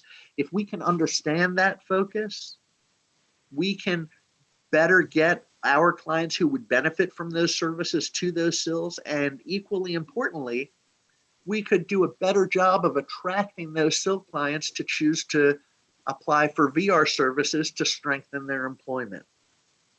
And so we really wanted and see this ongoing work as a chance to, over time, greatly increase the way we work together to increase the number of commonly served clients as well as the quality of services. And with that, I'll hand it over to Kevin. Thanks, David. And just a couple of quick comments on this slide from my perspective as well. I think David made some important points about one of the driving theories that we're working under is that Sills are very powerful community partners for VR in the sense that they have an established consumer base that can benefit from financial empowerment services and ultimately VR services, but also that Sills, and I'll illustrate this in a minute, Sills are doing this kind of work in some sense in parallel with VR agencies.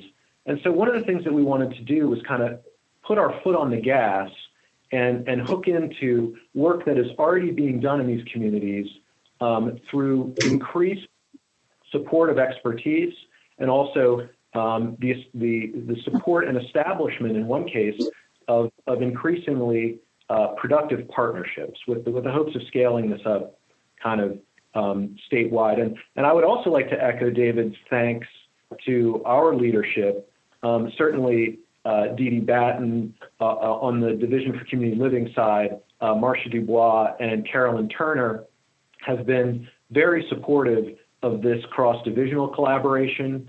And we would not be able to do this, of course, without Commissioner Hayfield's support. So we have such a great culture of collaboration at this agency, and it really is playing out here. So to take one step back, just by way of some additional context, for many of you are familiar with Centers for Independent Living. I know Sean Utt is, I think might be in this meeting, but is the chair of our statewide Independent Living Council.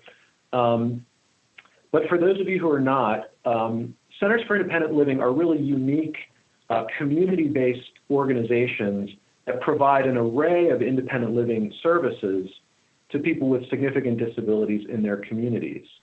They're consumer controlled, which really means that people with disabilities drive both the direction of the agency and the services that are provided in terms of programming. They are cross-disability organizations, meaning that they serve without requiring a particular kind of diagnosis, and that really engages the idea of supporting people's, a word would be sort of functional needs to achieve their independent living goals without reverting to, let's say, stereotypes of diagnostic categories and needs. So they're unique in that way. They're also non-residential, and they're private nonprofits.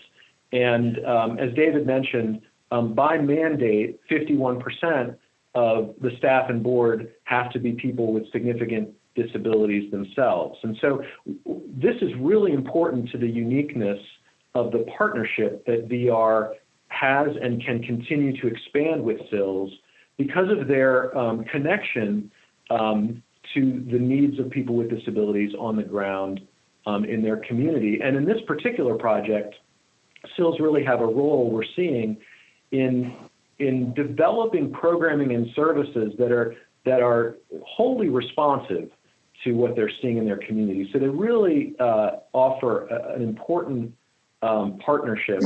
One of the things that we talked about at the recent conference was, VR can't do it alone. And so as we understand, as David mentioned, the importance of financial empowerment for long-term employment success and stability, engaging partners that have a lot of purchase and a lot of traction to bring to bear on some of the community needs like Sills are critically important, and we really see a mechanism and a role here. So picking up off of what was an existing project here at DARS, we moved forward leveraging some of those resources to what we called the Sill-Enhanced Financial Empowerment Initiative. Every good program needs a good name, and we thought this was a good name for this.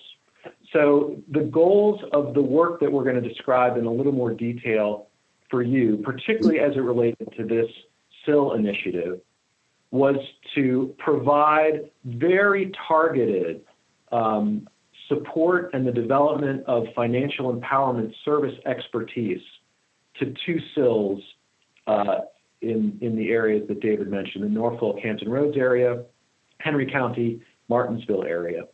And the goals really were to increase the cross-community and cross-program partnerships, to engage this idea that VR is not going to do it alone. It requires a community response in this space, to really drill down and increase the Sill staff capacity to provide financial empowerment services themselves. And David's going to describe some of the details of the topics that we were able to provide some targeted assistance in. And this point is very important to me because what we found through this work was that financial empowerment, financial stability, and the financial literacy needs of consumers were immediately recognized by the staff and leadership in the Sills that we worked with as critical fundamental needs. And so the message there is this particular space, financial empowerment, really seems to matter, get traction. Another goal we had through this initiative was to engage communication and increase communication and strengthen the pipeline of DARS consumers who receive financial empowerment services from Sill. So the capacity for VR offices to vend these services to centers for independent living, but also in the reverse, the lines through which the Sills could refer consumers who could benefit from VR services to the VR offices. So there was kind of a dual pipeline. And another goal engaged the idea of leveraging existing program requirements. In this case, the Sills have a requirement that I won't get too much into the weeds about here, to provide transition services, a regulatory requirement to provide transition services for people who are at risk of entering institutions, for people exiting institutions or largely nursing homes, and for youth who are leaving K-12 education and transitioning into young adulthood. So financial empowerment services being critical for those three groups also gave an opportunity for Sills to move forward meeting their own mandates on the independent living side and counting those services. So as you can see from what we tried to capture in the slide, this work really tried to support a number of goals that are beneficial both to Sills and VR separately, but to the community and to the community response to poverty and the needs of people with disabilities for financial empowerment and long-term success. So this is really something that I'm proud to say is really a multiple goal kind of set here, and I think that it's exciting to see how this is developing. So this slide is meant to capture what I mentioned about kind of, in some ways, the tapping into the work that's already going on in the communities across the state, really, in the area of financial empowerment that Sills are doing. And so it provided kind of a natural avenue for supporting this kind of collaboration. So we have 17 Sills in Virginia across the state, and 5 are currently operating as employment networks, providing various employment services through the Ticket to Work program, and David supports these Sills, and his office supports these Sills in providing that. We have 3 approximately that are consistently receiving VR referrals. So immediately, when we were looking at this, we said, man, there are some opportunities there for collaboration here that are just not happening as fluidly as we would hope to see. And I hope that you can see that 17 Sills, 3 consistently receiving referrals. We'd like to move that forward so that there's more services that are coordinated for folks with disabilities who can benefit. And then at the bottom of this slide, you'll see some data that I pulled about the work that is actually going on in Sills supporting consumers in financial empowerment that is quite striking to me. So there are 2 ways really that Sills kind of provide what you might think of as financial empowerment services. And we illustrate this through the goals that consumers set for themselves, their independent living goals, and the life area that those goals address. And so the 2 that are really germane to financial empowerment, vis-a-vis the work the Sills are doing, are the vocational goals and the what are called personal resource management goals that you can see the Sill consumers setting. And so vocational goals are goals that are related to obtaining, maintaining, or advancing in employment. So these can be things like consumers who want support developing resumes, let's say, or practicing interviews, or researching job opportunities, requesting accommodations. In some case, skilling up on self-care procedures while on the job, those kinds of things. And the personal resource management goals are goals that are related to a consumer learning to establish a budget, maintaining or managing a checkbook, obtaining knowledge of financial resources in the community, and other kinds of benefits. So these can be sort of things like tracking money or budgeting or saving. And so if you look at the bottom of this slide, what is striking here is that over the last 4 years, if we look at the goals set by Sill consumers over the last 4 years, you will see that there is a striking amount of work being done in this space just at the Sill level alone. So in the vocational goal area, over the last 4 years, consumers have set across the state between 925 and 1,172 goals for themselves to move forward in their own independent living goals for employment or vocational attainment. And in the personal resource management area, you can see that over the last 4 years, still consumers have set between 1,683 and 2,437 goals, and that's per year. So the low end of the year on the vocational side would be 925. The low end on the personal resource management side would be 1683 over the last 4 years. And so you can really see, I think, from just this data alone, that there's a lot of work that SILs are doing by the measures that we have that relate to financial empowerment. And this was confirmed when we moved forward with this project, because the SIL staff really were receptive to developing their own expertise to become even better at providing these services. And so we've really kind of hooked in to what SILs are already doing.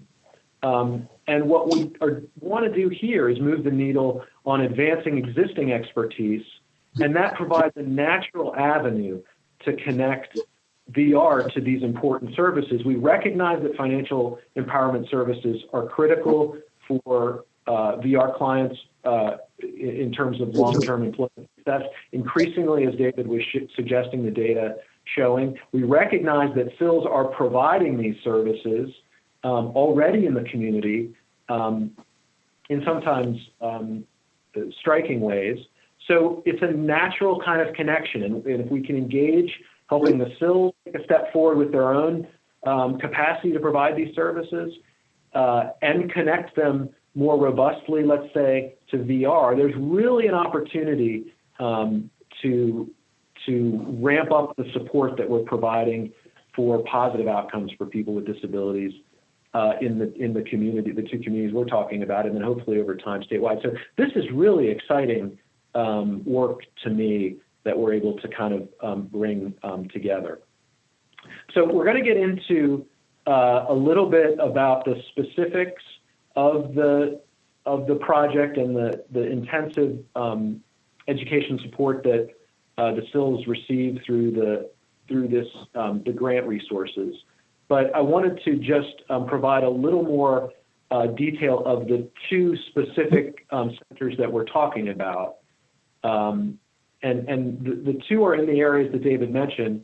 And on the left side of the slide, you'll see that one of the centers that received this support was an established center, one of our older centers with a large staff relatively to other SILs of 26, serving 850 consumers just with what are called consumer service records, which are essentially plans, but they serve many more in their community in addition to that.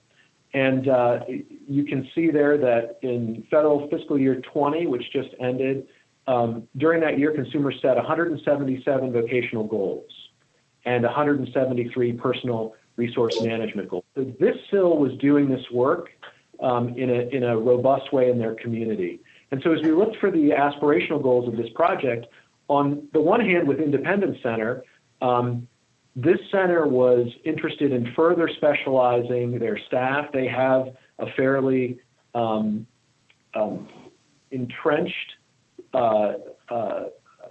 set of services related to financial empowerment, fairly robust relationships with the local VR offices. And so their goal that we wanted to support was to take a step forward to expand their capacity to get more specific in their programming and to expand their referrals and revenue streams. And so they're working on some things that I'll talk a little bit about later. On the other hand, on the right side of this screen, slide, Disability Rights and Resource Center, which is in Rocky Mount, serves the Martinsville, Henry County area. They're one of our newer centers. You can see the contrast. They opened relatively recently. They have a very small staff, a smaller consumer base, fewer consumers setting vocational goals, and fewer relative to independent center consumers setting personal resource management goals. So with this center, it was quite a different, as you can imagine, set of aspirational goals. With a new Sill, DRRC, Disability Rights and Resource Center, is really beginning to cement their relationships in the community as a center, but also as a provider of these kinds of services, expanding their connection to the existing group of people with disabilities, and trying to develop more robust relationships with the 2 VR offices that serve their area. So on the one hand, you have a Sill that is really looking at specializing and expanding services in sort of a very specific way. And on the other hand, you have a center that is really getting its feet underneath it, cementing its role as a player in this space in providing financial empowerment services, developing community partnerships, and developing partnerships with VR. So another exciting thing about this work is that we had a natural contrast, and we're seeing how it applies to 2 very different kind of aspirational goals. And so with that, I'm going to turn it over to David to talk a little bit about the specifics of the support that we were able to provide itself. Great, thanks, Kevin. So again, this was really exciting that we were able to do this with the number of staff across the 2 Sills as we were able to.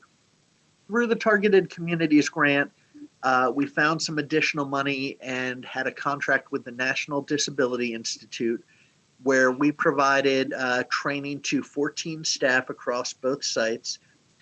It was customized based on their communities and what was needed. The training focused on financial empowerment strategies designed to support, engage, and serve economically disadvantaged persons with disabilities. Before any training happened, though, the National Disability Institute staff spent roughly 6 to 10 hours of time looking at the resources in the communities, what each of those Sills did and how they did their work. They began to develop an understanding of the staff strengths that were already there. And that pre-work really led to some valuable training. Once that was done, each Sill on their own, so it wasn't both Sills at once, but each Sill had staff go through 6 2-hour sessions that were facilitated by the same professionals from the National Disability Institute. And I sat in on some, Kevin sat in on some to do other pieces with the goal of having these really in-depth conversations so that all of those staff would feel comfortable talking about financial empowerment with their clients. And the topics included things like how to have money conversations with people with disabilities. DARS, we have a financial health assessment and it's a fee-for-service item. So one session was spent understanding that document and how they could provide that service to clients. Additional pieces included the Consumer Financial Protection Bureau's Your Money, Your Goals curriculum. This is a federal agency and the materials are free. So again, we focused on sustainability. What services and products could we introduce to those Sills that there would not be an ongoing cost to utilize? We focused on understanding credit, debt, and savings for persons with disabilities, ABLE accounts and using SMART goals. And again, ABLE accounts and setting those up is not only another work incentive service that can be authorized by a counselor for a client who meets that, it also relates to an ongoing NIDLR grant that we have in this agency. A couple of other pieces that were covered included issues related to being unbanked and underbanked, payday lending, check cashing places, banking deserts, all were a part of that conversation. And then community resources and partnership development. And this was key because again, through financial empowerment work, Sills and VR have an incredible opportunity to increase our reach and increase our referral sources. An example of that, not in these two communities, but to kind of see how this can work, DARS, through this process, also entered into an MOU with the City of Roanoke and their Financial Empowerment Center. The City of Roanoke's Financial Empowerment Center, they have a grant and they are providing free in-depth financial coaching for anybody who resides in that community. And that coaching is at a level that is much more in depth and over multiple sessions. Well, they agreed to allow our DARS office in Roanoke to refer anybody who goes to that office, even if they don't live in the city, for those services. But what's equally exciting is not only can we help our clients who may get turned down for a job because of poor credit, 47% of job applications include a credit check. But what's equally exciting is as those financial coaches that are a part of that project work with more and more clients, they might come across people who could benefit from VR services. And so over time, as we strengthen these relationships, not only will we have the dual referral sources between VR and our partners or Sills and our partners, but as the Sills develop those community resources, they might have opportunities to increase their customer acquisition as well. And so that was a part of the training, really looking at this from a holistic kind of place of how can we strengthen your standing in the community, not just as the Center for Independent Living, but how can you reach anybody who could potentially benefit from your services and qualify. Next slide. And so moving forward, what we're excited to share with you is that we've really seen that the Sills have seen the value in advancing their expertise in this area.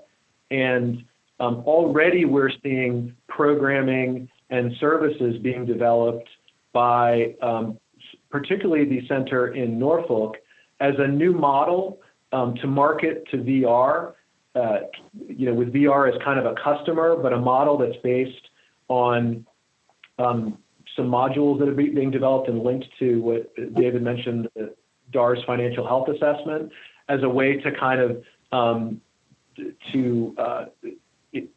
support targeted referrals from the local offices for the specific programming that the Sill is going to offer around work and financial management and those kinds of things.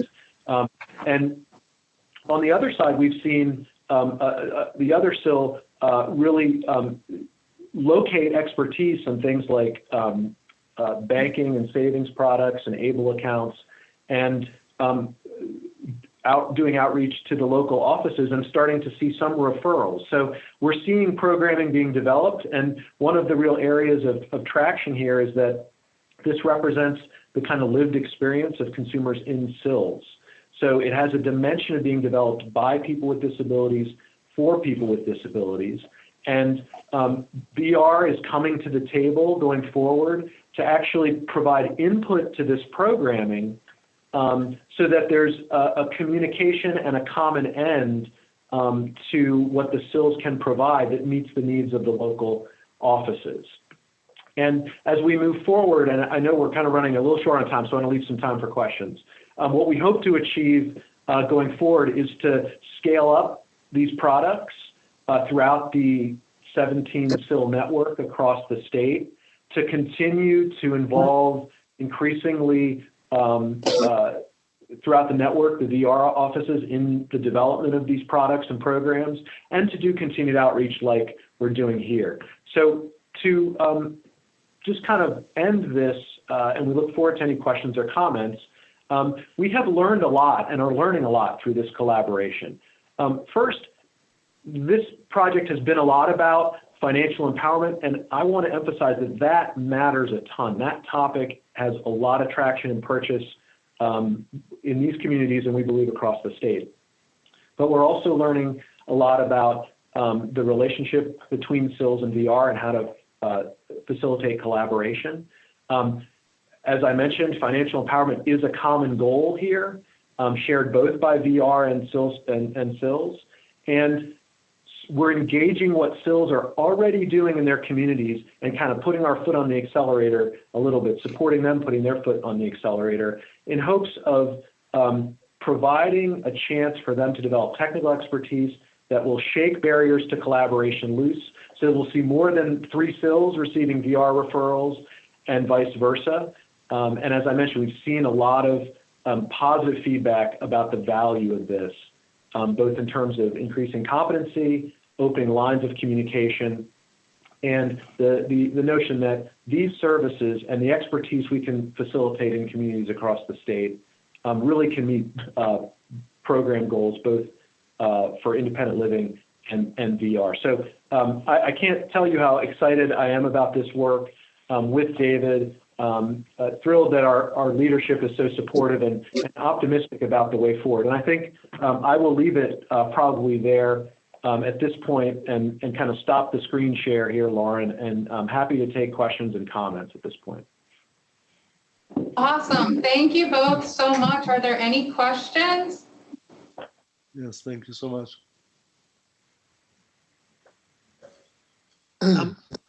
I'll just add, because it was in the chat, the city of Roanoke, I put the link for their Financial Empowerment Center. Myself and the manager for the Roanoke office both sit on their committee work group that meets every couple months. The city of Richmond received the same grant, however, they're a year behind. And the way Cities for Financial Empowerment works is the first grant is a planning grant, and then you're eligible for the implementation grant. So the city of Richmond does not have their website up because they're in their planning grant period. However, we anticipate by this point next year, their grant will be in implementation. And we hope that the work that DARS has put into the project in Roanoke will allow us to go into it as a strong partner up front for similar benefits for our Greater Richmond office.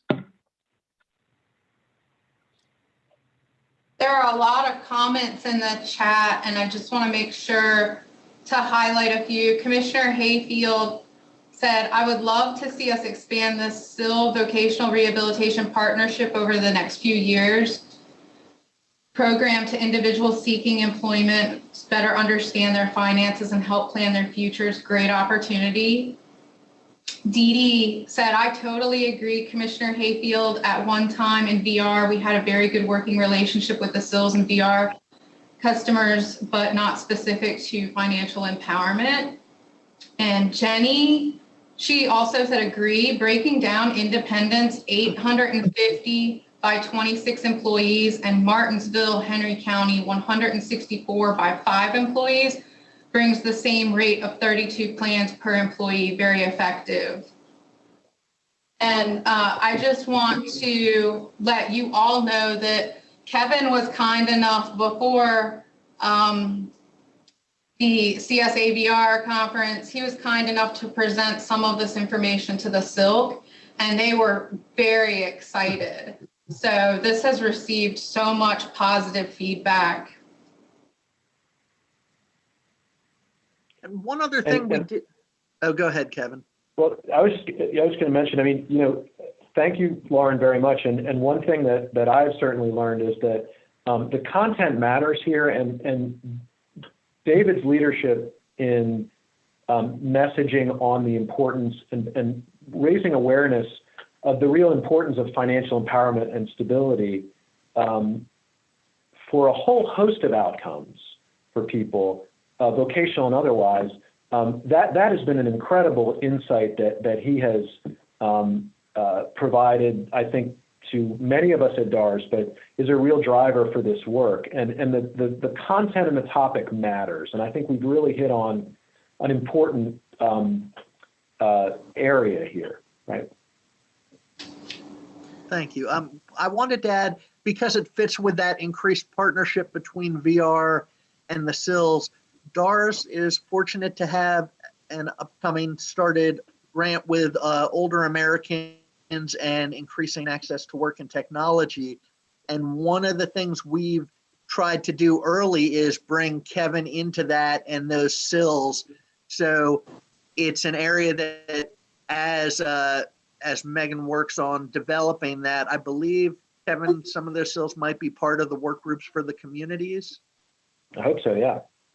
And maybe it's too early to really talk about that, but we're really trying to connect the dots more when we can to, again, increase this across the board. David, Jenny is asking if you can provide the link for Richmond in the chat. So the person in charge in Richmond is their city auditor, Nicole Armstead. And I can try to get that, but at this point, because they're in the planning grant and not the implementation, so the city of Roanoke didn't have a link until their center was set up and all those partnerships were done. And the way the grant works is Roanoke got their $20,000 or $40,000 to develop a plan, and then they got the money to implement it. And right now, the city of Richmond has the money to develop their plan. So they don't have a site, to my knowledge, that's set up, but it is going to be through the Office of Wealth Building for the city of Richmond, is my understanding. They're not quite there because of the way the grant cycle works. But the city of Richmond did also get a separate grant from Cities for Financial Empowerment related to the COVID response and helping people in poverty deal with that. I can try to find that link. And if I can get that, Jenny, I'll send it to Lauren. Would that be how to get it to you? That would be great. If you could send it, I can pass it along to everybody. And I also have someone who's requesting the presentation. Would it be possible for you to send me the presentation for members to have? Of course, I'll send that to you. Yep. Awesome. Thank you so much. And I just want to, there's a couple of other items in the chat that I want to make sure I read. Dawn said that she would love to see a stronger relationship with SILs and PREETs with financial empowerment. Many parents look for guidance on how to make sure their children have the means to take care of themselves. And also, we have another member, Justin, who he said, I agree, getting a job is good, but understanding how to prepare for retirement and possibly able to leave something behind for an inheritance is great. Understanding how to use credit is also awesome. And so I just want to speak to Dawn's point, because something that's really exciting we're about to do. Dawn, first, we developed a service called Maximizing Career Earnings, the MAX service that we started a couple years ago for PREETs. And for those of you old enough to remember these Choose Your Own Adventure books, this service was designed to be almost a choose your own adventure where transferable skills aligned with a career pathway and increased earnings. And so when this session is held, clients can kind of pick as a group, oh, what if we do this? Do you want to take this job or take another certification? And kind of be led through a career pathway that also includes some information on work incentives. But the thing I'm really excited about, we are partnering with a group called CARE, which is Credit Abuse Resistance and Recovery. They are an organization that was started here in Virginia by federal bankruptcy judges who got tired of seeing people come back and go through bankruptcy more than once. They came to our windmills training last month and want to focus on disability specific financial empowerment. So they have invited some other staff to go through some of our trainings that we're doing this month, and they are offering to any of our communities their presentations free, where they will be providing, if we have a group of students that want to go through budgeting or banking, they will facilitate that training in a virtual format with federal bankruptcy judges who have real stories to tell. And I'm excited that they're offering that for free. We opened it up to our project search sites at the beginning of this year when things were moving to a different format. But again, if we have opportunities to do it, we are excited for that. And it's great to have a willing partner. So I think we'll see more PREETs opportunities through that as we move on. Excellent, excellent. Thank you so much. Were there any other questions?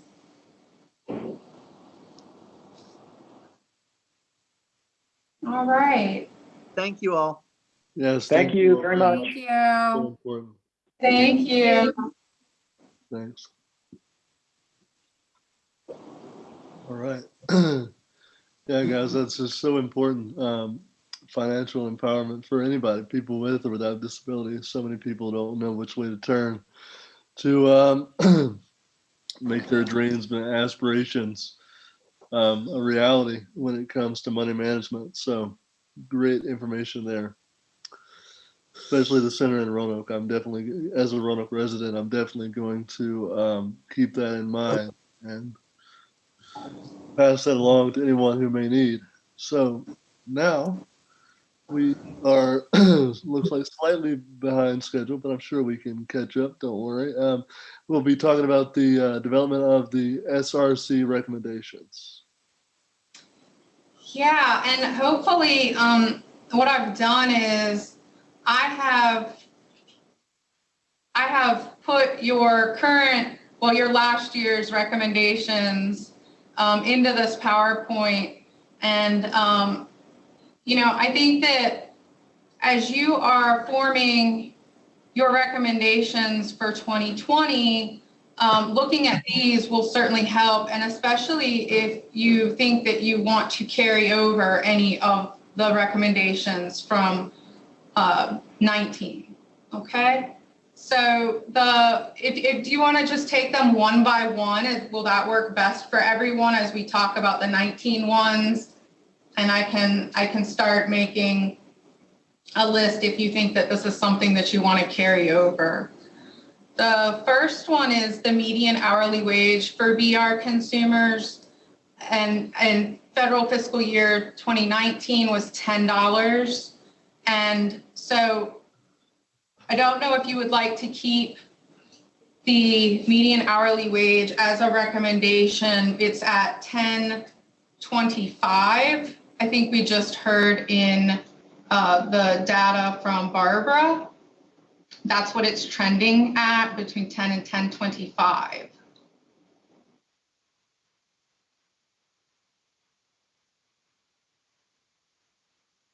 I'll move on to the next one and we can circle back, of course, to any of these. The second one, the SRC would like to continue to be informed on the WIOA performance measures, including the goals and targets established for these measures and DAR's achievement towards those goals. And you got information today on that. And it was really great. Dee Dee and Barbara really tailored this information session right to your recommendations. So I thought that it was fabulous. And then the third one, having been informed about the barriers to employment of VR consumers, the SRC would like to learn more about the demographics of consumers who have these barriers. 4, the SRC would like to learn more about DAR's outreach to Virginia's employers on informing them about the unemployment of Virginians with disabilities, their value to Virginia's economic development, and the incentives to employers in hiring vocational rehabilitation consumers. The next one, parents of youth with disabilities do not always know about the services of the VR program and work incentive assistance available to them, including financial literacy. The SRC would welcome assistance in partnership with DARS on how to get the word out, not only to these parents, but also to the general public on these available and valuable resources through social media. And finally, you had this year's comprehensive statewide needs assessment showed a substantial increase based on the census data of American Indians, Native Americans with a prevalence of disabilities. The SRC encourages DARS to reach out to federally approved tribes to ascertain their interest in VR services.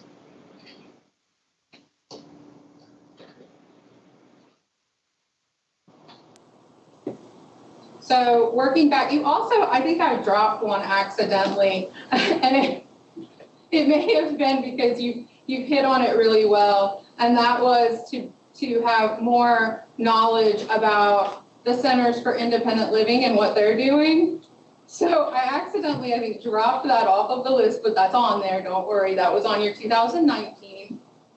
And I think that I'd like to just open the floor to you all to discuss this now.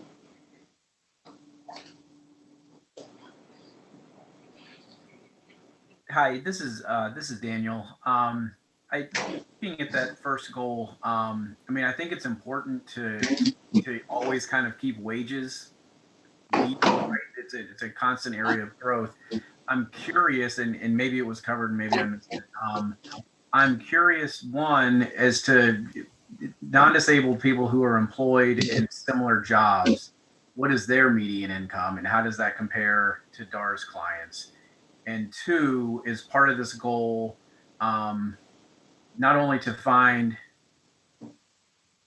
I guess I'm looking at kind of the demographic or the types of jobs that were listed in the presentation.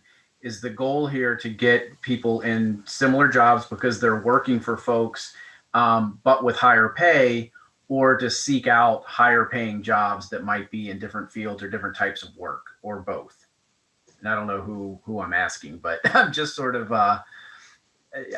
curious about that goal, because I think it is an important one and something to keep our eye on as far as wages go. But sort of the tactics to get there is what I'm curious about. Well, Barbara Burkett is still in the room. So Barbara, do you have anything you can? Yes, the slide that I showed you with like the top 5 job categories where our clients found employment in 2020, and that pretty much mirrors at least 5 years. The trend has been about the same. The difference between wages for non-disabled and disabled clients is not very different. So in increasing wages, we may really want to look at putting people in higher paying job categories.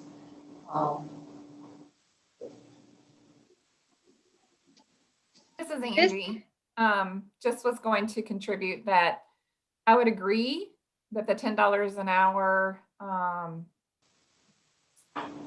it's kind of in line in our area, in more of the Southwest region. Not only with my own children's experiences, but with our experiences as an employment services organization. I think that that's probably in line with the general population of people being employed, with a push, obviously, to get that up. I know, like the local food services industry, they're scrapping for people. And so their pay rate has gone up quite a bit recently. It seems like you can go through the drive-through at Hardee's and there's a, hey, come work for us for $15 an hour sign there. But I definitely think that with just the way that the college industry has gone, the online learning, the disappointment, I think, in universities and the way that's gone, and how people have transitioned their thought process over to more hands-on certificate-based programs and things like that, using, you guys know the correct terminology. I don't, but HVAC work or electricians, things like that, that if there were a way for us to really push, and I know that that DARS has, programs that promote that, but maybe if we could promote that more in local regions so that you didn't feel like you had to go all the way out to Woodrow Wilson to maybe get those certificates. It seems like maybe there should be a way that we could make a goal, and maybe this is lofty, about developing some more local programs that focus on that. It's just a conversation. That's a good comment, Angie. I want to make a comment about just the overall national wages and the job classifications from a national standpoint. The jobs that we listed as the top 5 jobs pretty much in all the disability states. These are the kind of top jobs currently, and I think it's because we don't focus a lot on career pathways. We try to help persons that come in and want to get a job, get a job. I think, like Angie said, in some areas like Southwest, we could easily raise it for Northern Virginia. We could even raise it for some parts of our area here in the capital area. But for Southwest, then that may be hard. But I agree, we are looking at how to perform training for credential attainment, not having to go to WWRC, Wilson Workforce Rehabilitation Center, but how we bring that into the community. And that's through a virtual learning process. And that's something we're looking in now. There's some loopholes in that about how we get it out to the communities, but that is something we're looking at. So I think as we look at, and I would ask you all to challenge our division to look at how do we increase the career pathways for our consumers, and maybe still have the 10-25, but really look at higher wages and the career pathways model opposed to just getting a job with higher wages. But how do you plan accordingly for a person to get a better career path? And that's credentialing, skill attainment, and it may still get beginning at $10, but where do we still lead them to get higher wages in that career path? So Dee Dee, when you say that, obviously, you know, the real feet on the ground, hands on deck work comes with DARS. But if we were to develop a goal from the SRC that kind of helped push in that direction, would that be appropriate? And I wonder what it would look like. I was thinking more that we're looking at this year quality over quantity. So where we presented today on the numbers of clients that we closed, the number of clients that we wrote plans on, we're looking at this year performance in terms of quality.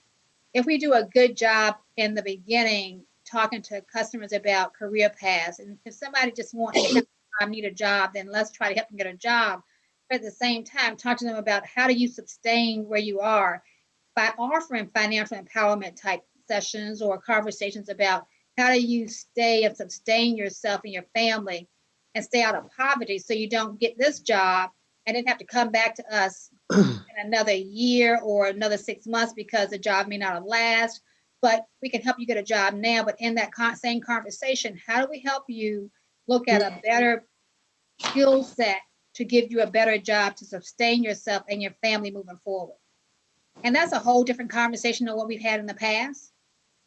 So this would be another interesting year for us that we're going to focus on quality opposed to quantity, and really looking at WIOA measures. If we do a good job at interviewing you and getting you ready and prepared for work, then fourth quarter measures for employment and sustainability, your wages may still be higher than they were at the second quarter, but just still getting a great job and great opportunities. So it's a learning curve for us, and that's a great goal. I hope we wouldn't be penalized if we didn't totally reach it in the first year, but I think that is something we should be striving for.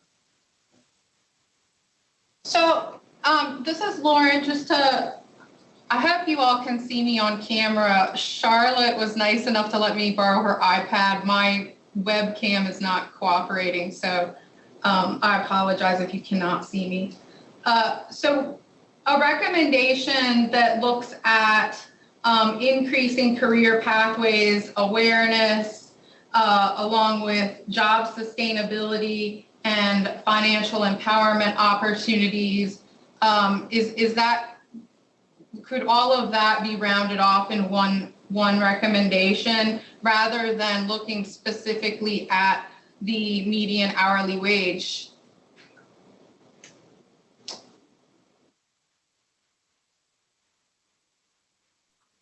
This is Kathy.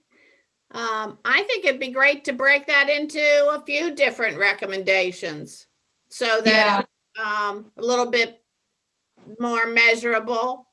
I'd love us to see a financial empowerment recommendation by itself. And maybe tie it to the collaboration with the Sills, as well as the other work we're doing. Yeah, I think that there's a lot there that could be broken off into separate recommendations. So that's a really good idea. And Dee Dee's comment about career pathways and credentials and wages, I think they go well together.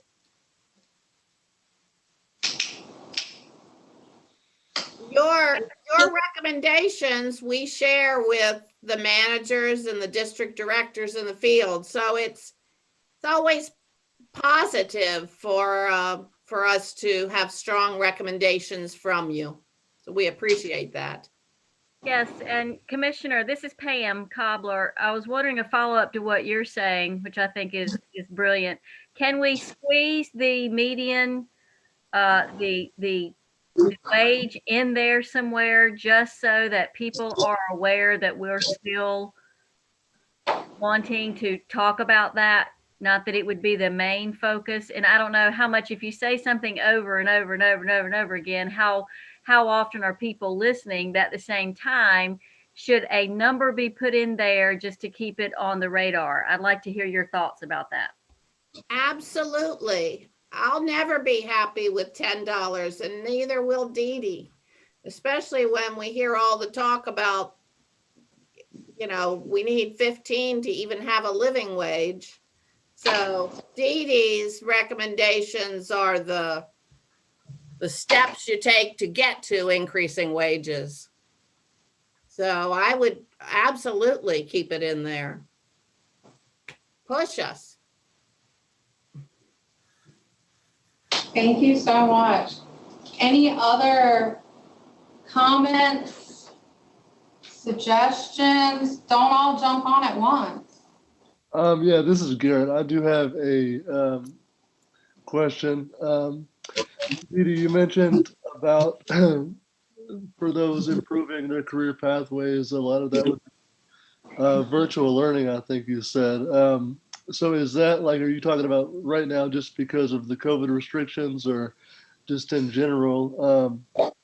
You know, would that be, you know, all time, would the best way to do that, not going to WWRC, would that be virtual? Because I'm thinking about a lot of consumers may, you know, not be able to learn quite as well virtually as in-person instruction. Yes, Gary, we're looking at a program Canvas. It's a software program that we are piloting there at WWRC. The issue that we have is that it's not supported by VITA, our Virginia Information Technology System. Have it for customers signing in from an internet process. Because of our system internally with the state government, we're being blocked with not being able to utilize that software right now to do a virtual learning for people to, like, you go to an internet site and sign on to a class online. So we're working on trying to get through that loophole. We're actually strengthening our partnership with the Department of Education, because they actually have programs you can actually do internet. And so because we have a partnership with them, with Wilson Workforce Rehabilitation Center, we're trying to get that process through so we may be able to use that philosophy to use that site. But right now we haven't gotten that approval. We're only using it as a pilot internally at Wilson, where a person's on site can sign into that software package and take classes. So if we were able to do something like that, we'd be really ready to move it out to other parts of the state. We're not there yet, but that is what I was talking about. Yeah, sounds good. I understand. Hi, this is Daniel again. One of the questions I have about this is does DARS have a mechanism for checking in with closed cases and previous clients a year out, a year and a half, 2 years out, to see if there's been growth in the job that they were kind of placed in and found success? Because it's hard to measure upward mobility and moving up in a job if folks are not still clients, right? So, and those kind of things take time. So is there a mechanism or a data source for that, and being able to kind of follow up after a year to see if their wages have increased, if they've been promoted, getting more hours, et cetera, et cetera?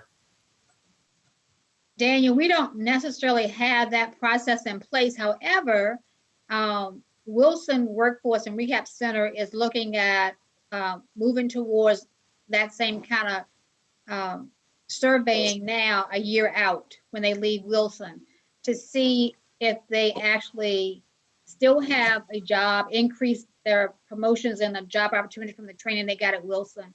And that may be, I'm kind of putting this out there, Catherine and Barbara, and maybe for Mabel, a recommendation you want to say moving forward, because we're talking about career paths.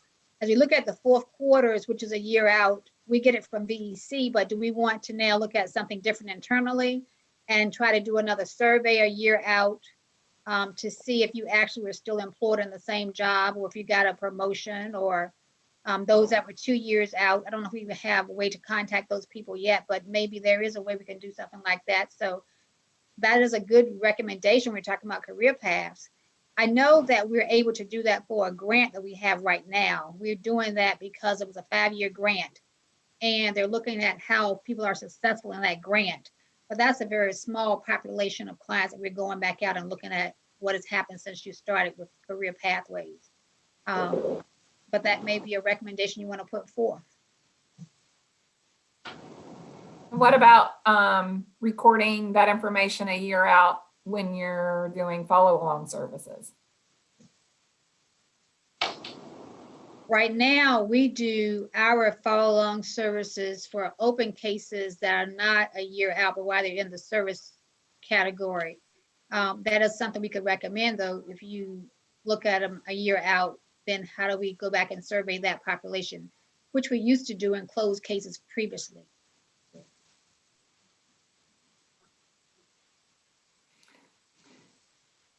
Well, it sounds like we're talking about a lot of stuff. We got to get down somehow in recommendations in writing.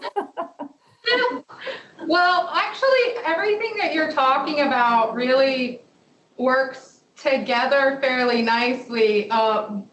You're right, you do have to get some recommendations down, but I think that if you would like, so I've got financial empowerment, I've got improving career pathways and the awareness of those career pathways. We've got job sustainability. You've got also looking at consumers that have perhaps left VR a year after closure to see what their status is. And we've still got the wage down. I haven't marked that off. That's on the list too. Should the wage part be divided up into different areas, like Dee Dee was talking about, Northern Virginia versus Southwest Virginia? Should we have different measuring sticks for those two? For, I say Southwest, but there's other areas of Virginia too. Yeah, I was wondering about that too. Our internal data does have different measurements for Northern Virginia versus the rest of the state. We don't have it for a lower value for Southwest Virginia now.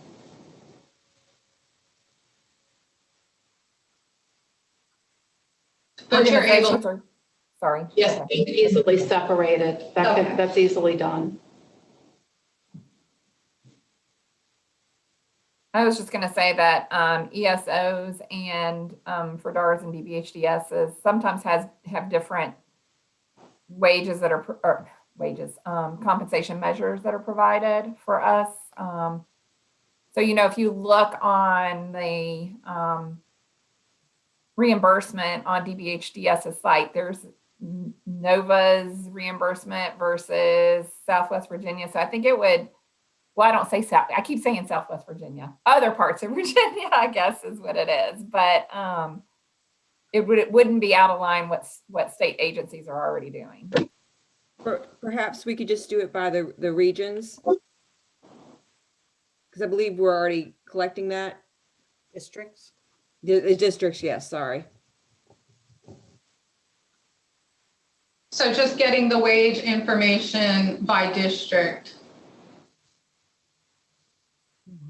I would still leave it at minimum $10 though, because I think what happens is even for our areas that we have wages less than $10, the districts, if we don't push to get more higher cost wages, there are opportunities in those areas, because as a business development person prior to this job, we do have opportunities, but I think we have to change the mindset of our counseling to our clients. And granted, there are clients that, like I said, just want a job, but then there are opportunities, and we get away from, you have to write so many plans by X number of days, and you got to write, have so many closures, and get into really quality thinking and equability and equality for everybody moving forward. I think that the counseling will change and help to understand there are opportunities in other parts of areas of the state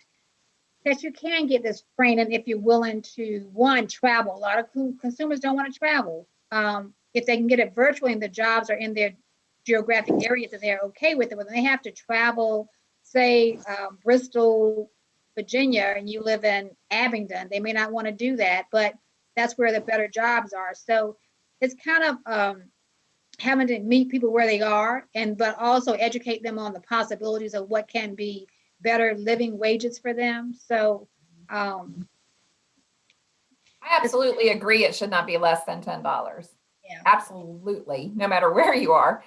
I didn't know if it needed to be more like $12.50 in other areas. But just to speak on my son's own experience, he had to ask for a raise, and that took the help of his job coach. They would have been happy just to pay him minimum wage all the way through after he'd been there for years. And guess what? When they sat down and asked for a raise, he got it. But I just think it's very easy for employers just to settle in on, oh, this person has a disability or this person has hardships, and they don't really even consider it. It's kind of sad, but I do think that that it's a good goal. Another thing folks might want to keep in mind is that and I can't remember the exact schedule off the top of my head, but the minimum wage is scheduled to start increasing as well. And I did want to bring up with the consumer satisfaction with the possible change. That's all doable, but it would probably take, we might have to get some subgroups together. And I know when they've done changes to that before, that's happened too as well.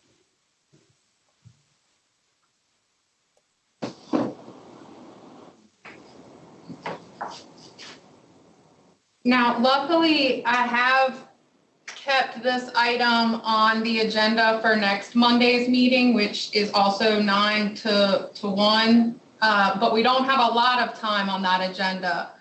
And what I'd like to do is, I have a good list of what you guys are telling me, but I want to make sure that I'm on the right track. So if we could really get some of these nailed down hard as to which ones you would like to include. Can I make another, this is Daniel again. Can I make another recommendation, suggestion that might not be specific enough? Go ahead. To really enhance the collaboration with DOE and looking at getting more kids involved. This came up in kind of the earlier conversation about the decrease in kids and pre-ed services and applying for VR. And so if we could look at how to enhance the relationship between DARS and DOE to get that out there, get more kids involved, especially, I mean, it sounds like kind of targeting those kids that might not be in self-contained classrooms that really are, they're working towards standard or advanced diploma, and making sure they're getting services that they qualify for as well. And this is Tammy. Daniel, I think that would be awesome, because I think a part of the breakdown is the school itself understanding that those kids outside of special ed self-contained classrooms can be considered for these services. We're finding time in the schedule, and I know that's tough with the, you know, the kids on the diploma tracks, but finding time in the schedule for that to happen. Yep. And so maybe some direct, you know, professional development type things for that to make that really happen.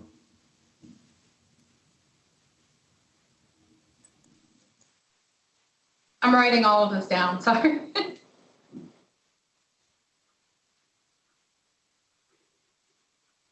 So more collaboration, and as it relates to the number of students that are ultimately reached, and possibly professional development to enhance that. Yeah, I think that sounds good. Well, that doesn't sound good. I'll make sure it sounds better. I'm just Well, trying to make sure I get it. I think you captured it well.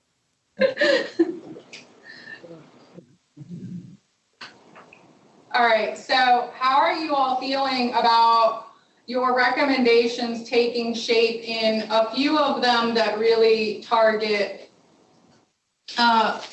one for financial empowerment and the opportunities? Let me get to my right page here. So keeping wage in, and then you have job sustainability, but also the improvement of career pathways and the awareness of pathways and credentialing opportunities. That seems like it's going to be a separate recommendation. Financial empowerment seems like it will also be a separate recommendation. And are you all, would you like to make a recommendation about surveying past consumers possibly 1 year after closure? So in my mind, sorry, this is Daniel again. In my mind, this is it's the only way to really, maybe not the only way, but it's a way to make sure that if the shift is changing towards career pathways and moving up in a career, that you can't measure that immediately, that you have to measure that over time. So that's my thought behind it. Hi, this is Joe LaFon. Yes, I think I think that would be a good recommendation, because I was always under the impression that this was something that Doris was already doing. So if this is something they're not doing, yes, following up in a year, I would think it would be good. Okay, so that's. This is Justin. I agree with both on that. This is Garrett. Is there a way to follow up in other intervals as well? I mean, if need be, 3 years, 5 years, you know, I mean, because things do change and careers change, and you know, you want to see that steady improvement for that consumer. So I'm just wondering, you know, is a year enough time? I mean, just one follow-up. Well, we certainly have data from the Virginia Employment Commission that we could follow for several years. I think you're right that you might not see a lot of change 1 year post-exit as far as wages. A survey would be a way to get more information on what type of job and if they actually have had a promotion or what's going on with their job. This is Catherine. I think I agree with Barbara that the survey might be the better way. I think, you know, we have certain folks that we're required to reach out to after a year for certain closure reasons. But I think probably a survey, like through the consumer satisfaction, looking at that might be a more effective way to maybe try and get some of the information you're trying to get, because it may be a little bit more difficult to, I think, do what y'all are talking about doing.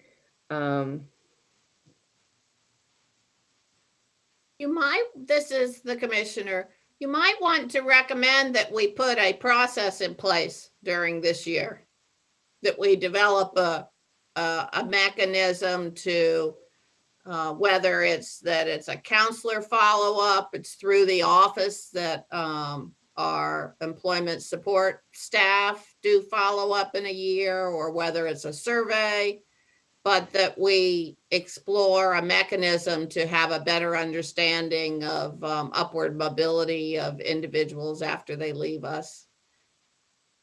Because right now we're just using VEC wages. And so that's just data. That's just information. It's not individuals. So right now we close folks at 90 days.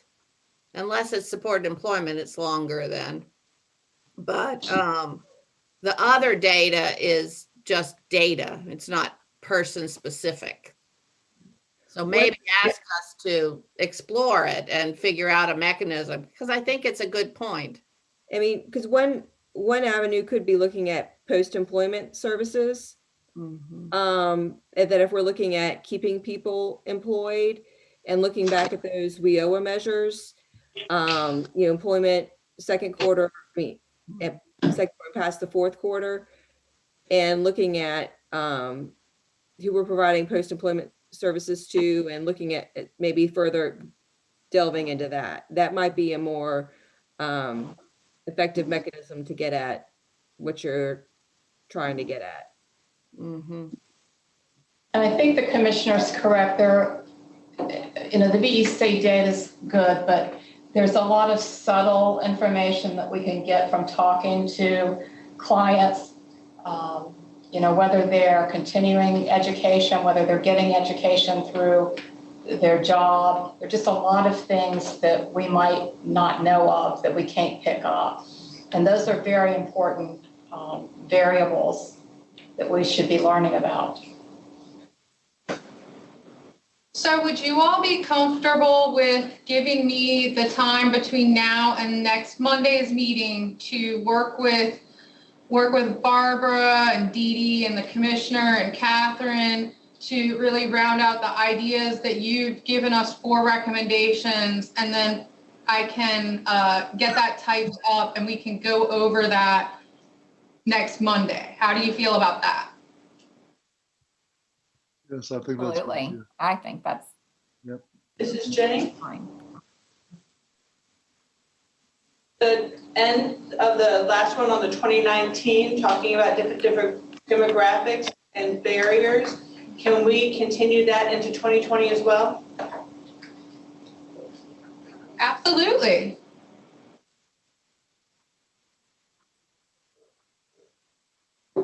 Yeah, and Lauren, can you shift to the other page for the recommendations? There you go. And it's only 2 pages, right? Well, you have Oh, 3, okay. 3. Well, you actually have another one hanging out that I didn't carry over. I'm sorry. And that's the one about independent living and centers for independent living. So more opportunities to collaborate there.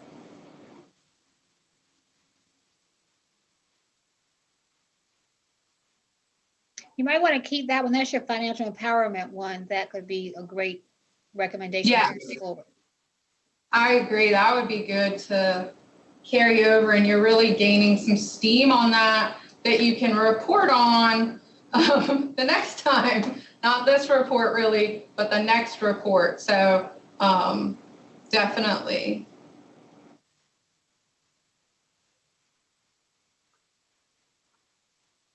What about the recommendation about for parents of youth with disabilities not always knowing about services?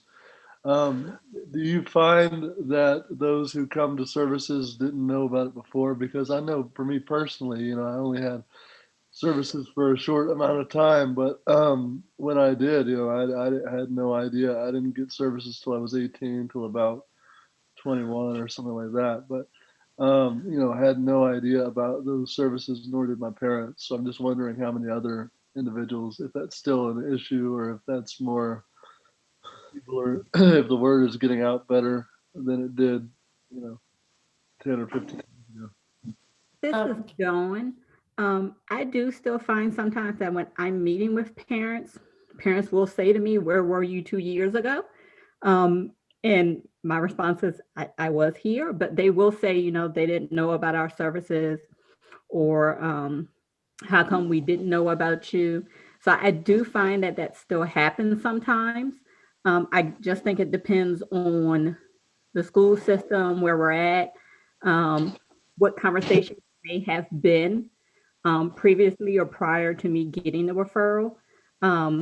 In some situations, it's as Tammy and I talked a little bit earlier, they're college bound, so they weren't thinking they were needing services. Sometimes in the latter part of eligibility for school, I'll have parents say, well, we initially weren't even thinking about looking for work, but now we want to consider it. So I really think it depends on the situation, but I do see that still happening sometimes, that families will say they didn't know about us or certain services that we offered. And Perhaps, sorry, go ahead. Sorry, this is Tammy. I was going to say, as the state's Parent Training Information Center, of course, we're out there trying to push information about all the services. Transition-wise is my piece of the pie there, but it's a huge task. And we did just receive, PT just received the state or the federal RSA regional PTI grant as well. So we're working, even more intensely on that. But it is definitely a need. Every time, we share with families, we hear that same thing from that side is, oh, I wish I knew that. I didn't know that. Those kind of things. Parents of kids with 504s. I didn't know my child could do pre-ETs and get, pre-ETs. And so it is still a big need as everything in terms of getting that word out there. And, if there's something that we can push better, we certainly are willing to do that.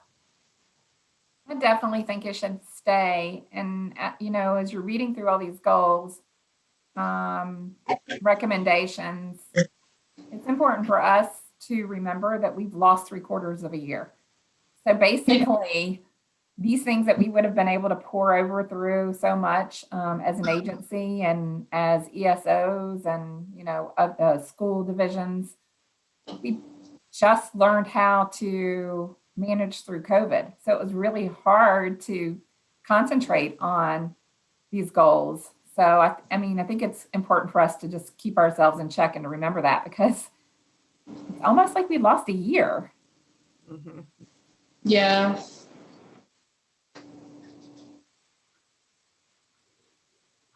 Yep.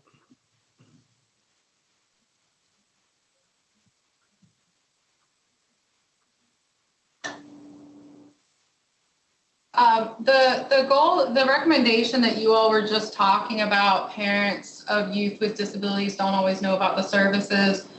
This might tuck up nicely into enhanced collaboration with DOE, or you can keep it separate as a standalone.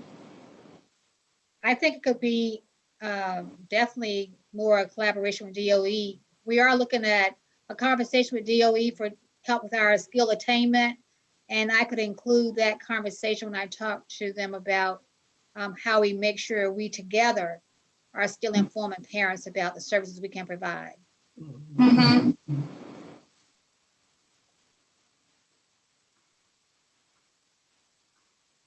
I think that through the collaboration, increased collaboration with DOE, you can really get a lot more outcomes from your recommendations than the way that they may be just carrying over simply parents of youth with disabilities don't always know where to get the services.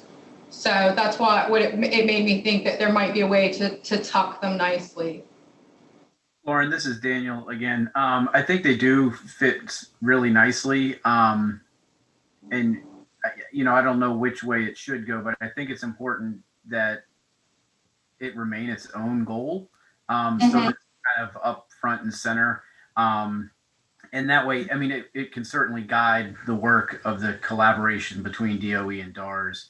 But I think having it up front that this really is a targeted area for growth, that it communicates that to the public. It also informs other work moving forward. All right, so separate it is. Have that standing alone.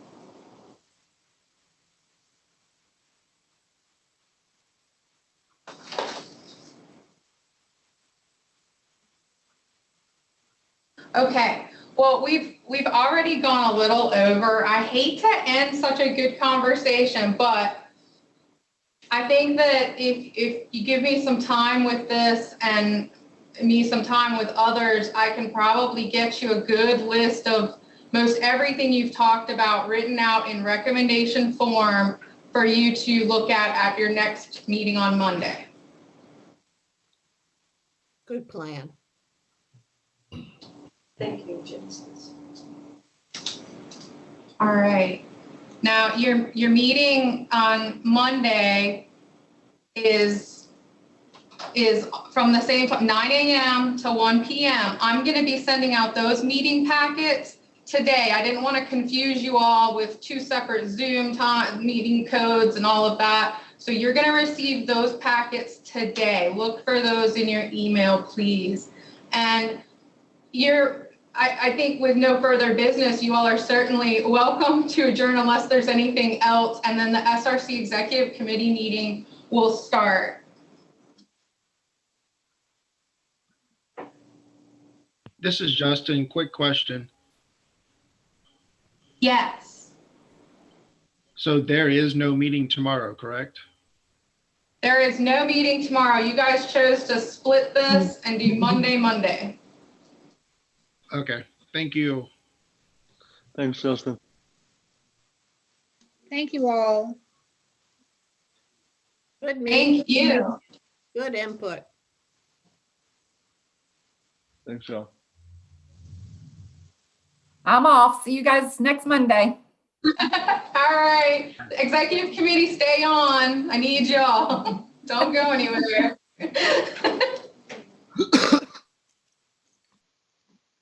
All right.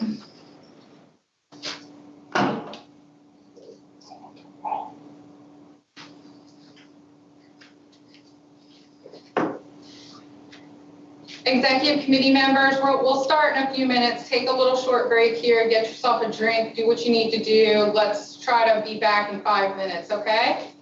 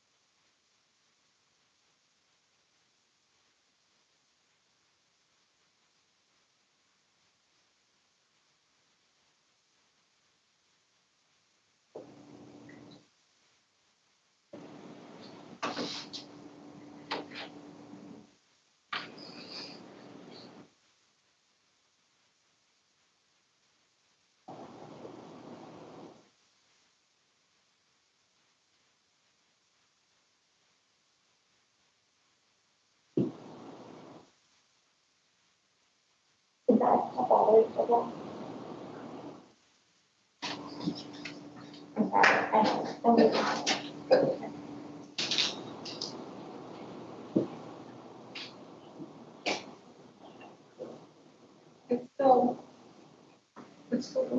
yeah.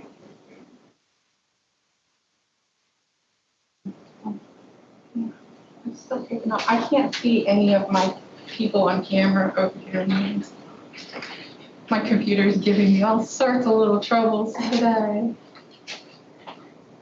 All right, as soon as Garrett is back on, we can convene the executive committee meeting.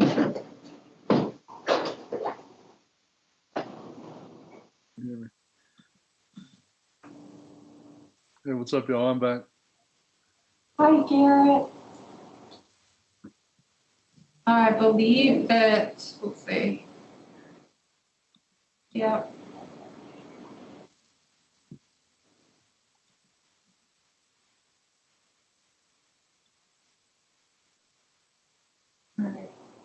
All right, Garrett, you can go ahead and start whenever you're ready.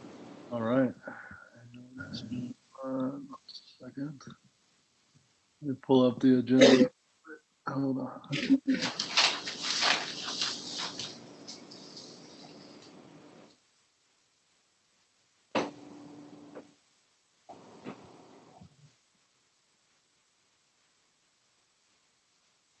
Right.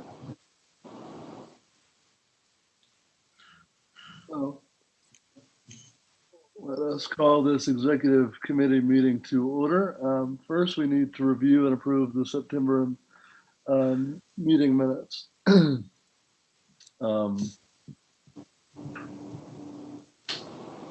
Unless there are changes, you all can approve them as they stand.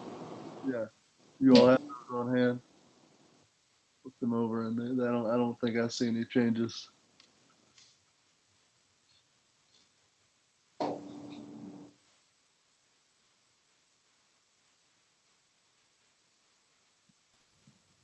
Hearing no changes, Lauren, do we need a motion to approve the minutes?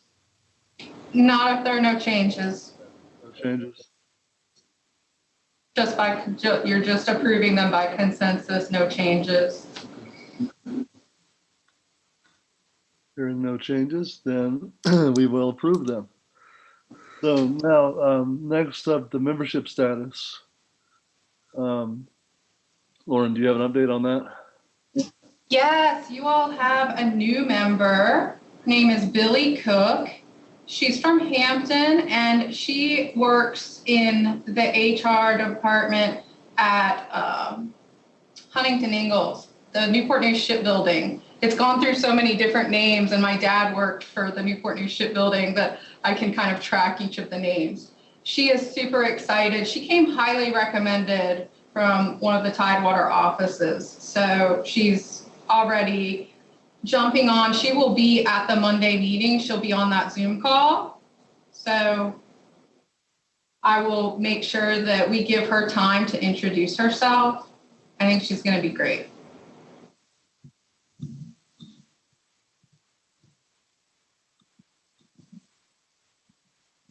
All right.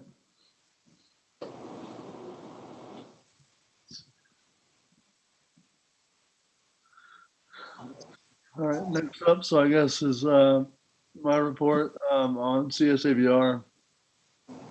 I was able to attend some of the sessions. And Lauren, I didn't know like if you wanted me to talk about, or how do you want me to talk about CSAVR and what I was able to, what I was able to learn or anything like that. I mean, do you want to know about, I mean, I've got the PowerPoints and there are different stats and things like that in the PowerPoints, or,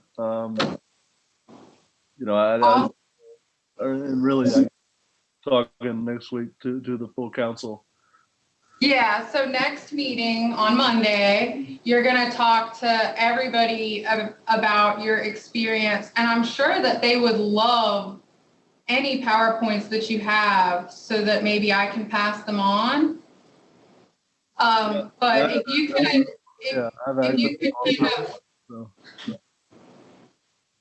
if you could list which sessions you attended, Okay. that would be helpful. And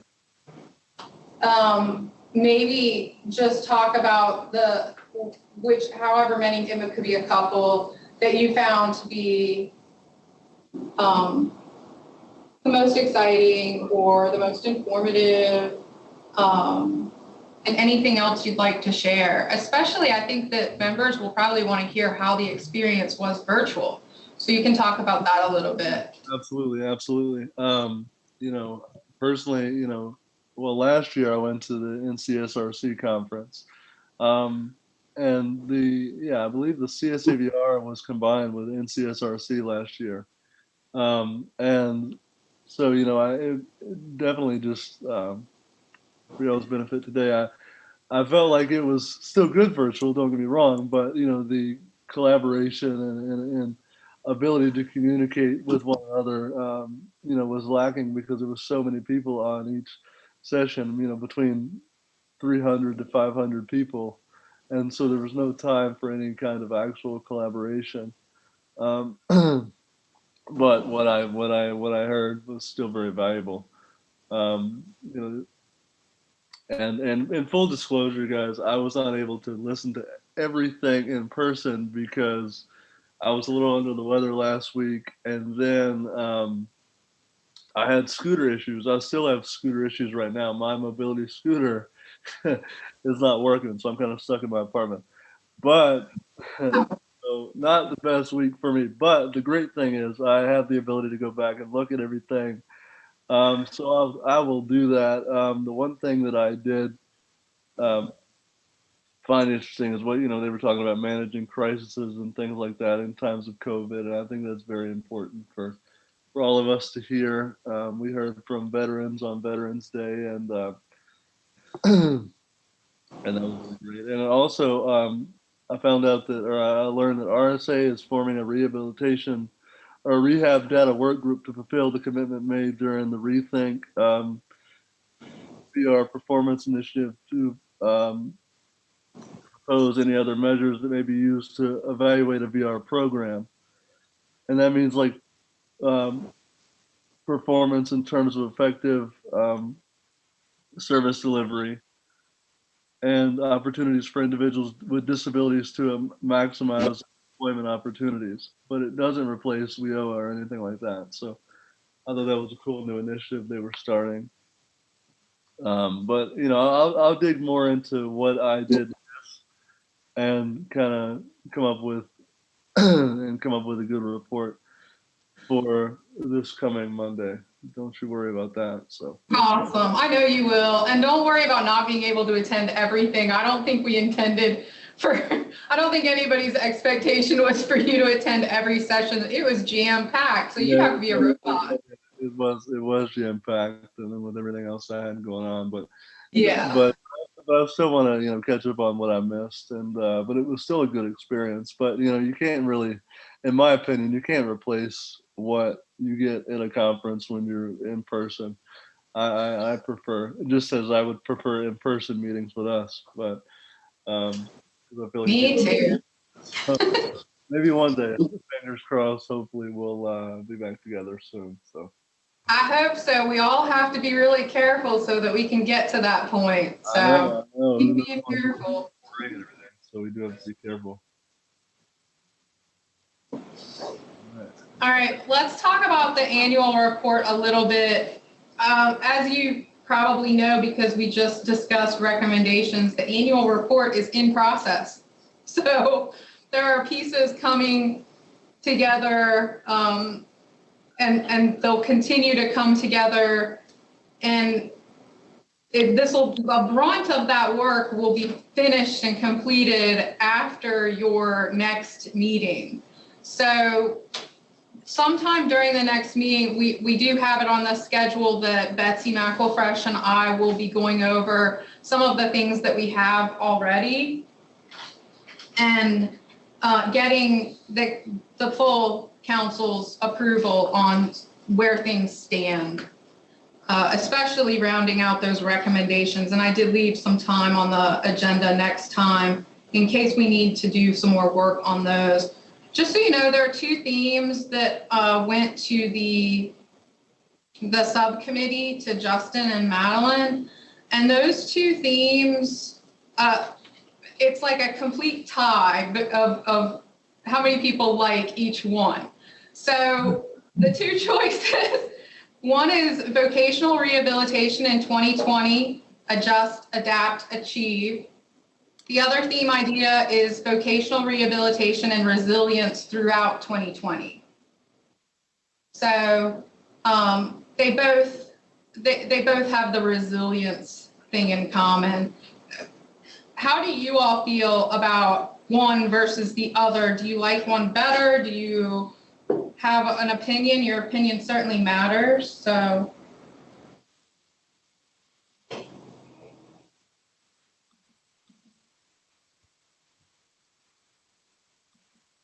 If no one else will share, I think I personally like the latter, vocational rehabilitation and resilience through 2020. Throughout 2020, okay. I mean, it to me, they both hold the same meaning. So yeah, either way. Yeah, I think it's definitely this year is very important talking about resilience and really adapting. So I don't know, maybe I like the first one better. So we get another mark in each column for both. It's like a complete tie. This is Joe LaFon. I like the first one. I think the one with 2020 and the resilience in it. I think that one. Okay, so you like the vocational rehabilitation and resilience throughout 2020, as opposed to the vocational rehabilitation in 2020, adjust, adapt, achieve. Yes. Okay. Yeah. Gotcha. All right. This is Daniel. Well, I'm good with that too. Okay. Thank you. This is hugely helpful. All right. Yeah, change my vote. Put all my votes in the first. The first one. That's fine. All right. So it seems like we're thinking vocational rehabilitation and resilience throughout 2020. No, I thought we were talking about the first one, right? Oh, maybe we are. I don't know. Daniel, what was your vote for? You like the first one, right? I thought we were all going with the resilience. Okay. Yeah, that's what I have so far.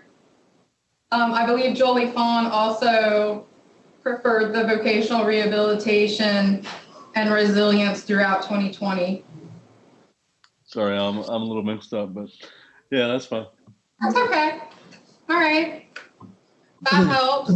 So I think that other members sometimes are shy to speak up.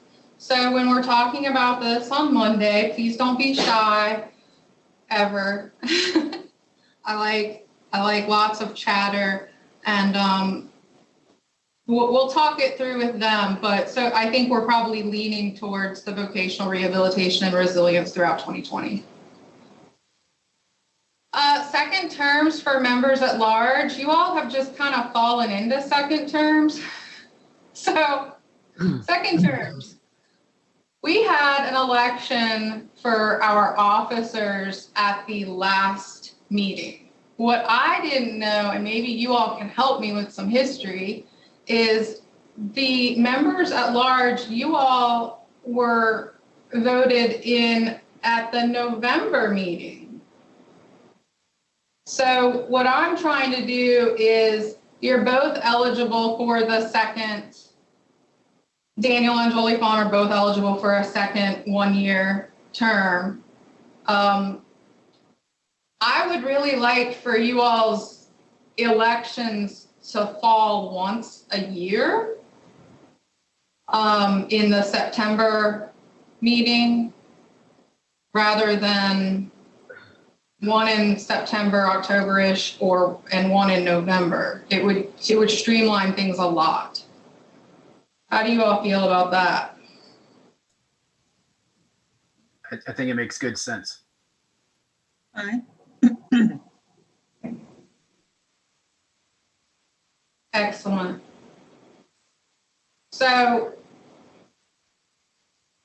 at the meeting on Monday, we'll make some time to make sure that the whole council agrees with that and agrees with the second term for members at large, because you are both interested. And we lost a whole lot of time. So it's almost like when all is said and done, you will have gotten 1.5 years, maybe, not 2 years. And other updates. I don't have any other updates. Do you all have anything? No.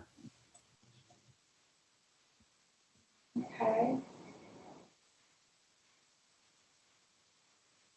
All right. Is there anything for Monday that you would like to remind me of, tell me, make sure it's done? The big thing is going to be those recommendations. I'm going to be working hard on those for you all. Make sure I get all of your very good ideas. Yeah, and Lauren, I will get you my my remarks for the annual report well before Monday. Does anyone have any ideas or not? I mean, just suggestions of remarks as an executive committee that you would like to see me put in my remarks for the annual report? And certainly, I'm already kind of crafting that, but I just wanted to kind of get anyone else's input so that it could be a collaborative effort. I just think some appreciation for Dar's leadership and kind of keeping us informed, and given all the things that have happened over the past year, just how adaptable that they've been in making things work. Yeah. Indeed. And I just want you all to know that, what do you think about providing a little statement at the end of the annual report for Liz's many years with you all? I think that's great. Yes. Yeah. All right. I didn't think you'd have a problem with that. All right. Well, you've answered everything that I need. And if there are any questions, please go ahead and speak up.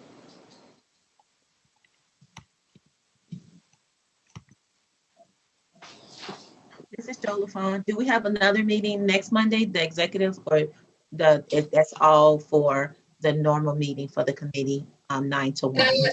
Yeah, that one, there's no executive committee meeting. That one's 9, starting at 9. I keep saying that, starts at 9, and it'll wrap up at 1, if not before. Sounds good. Thank you. Thank you. Okay.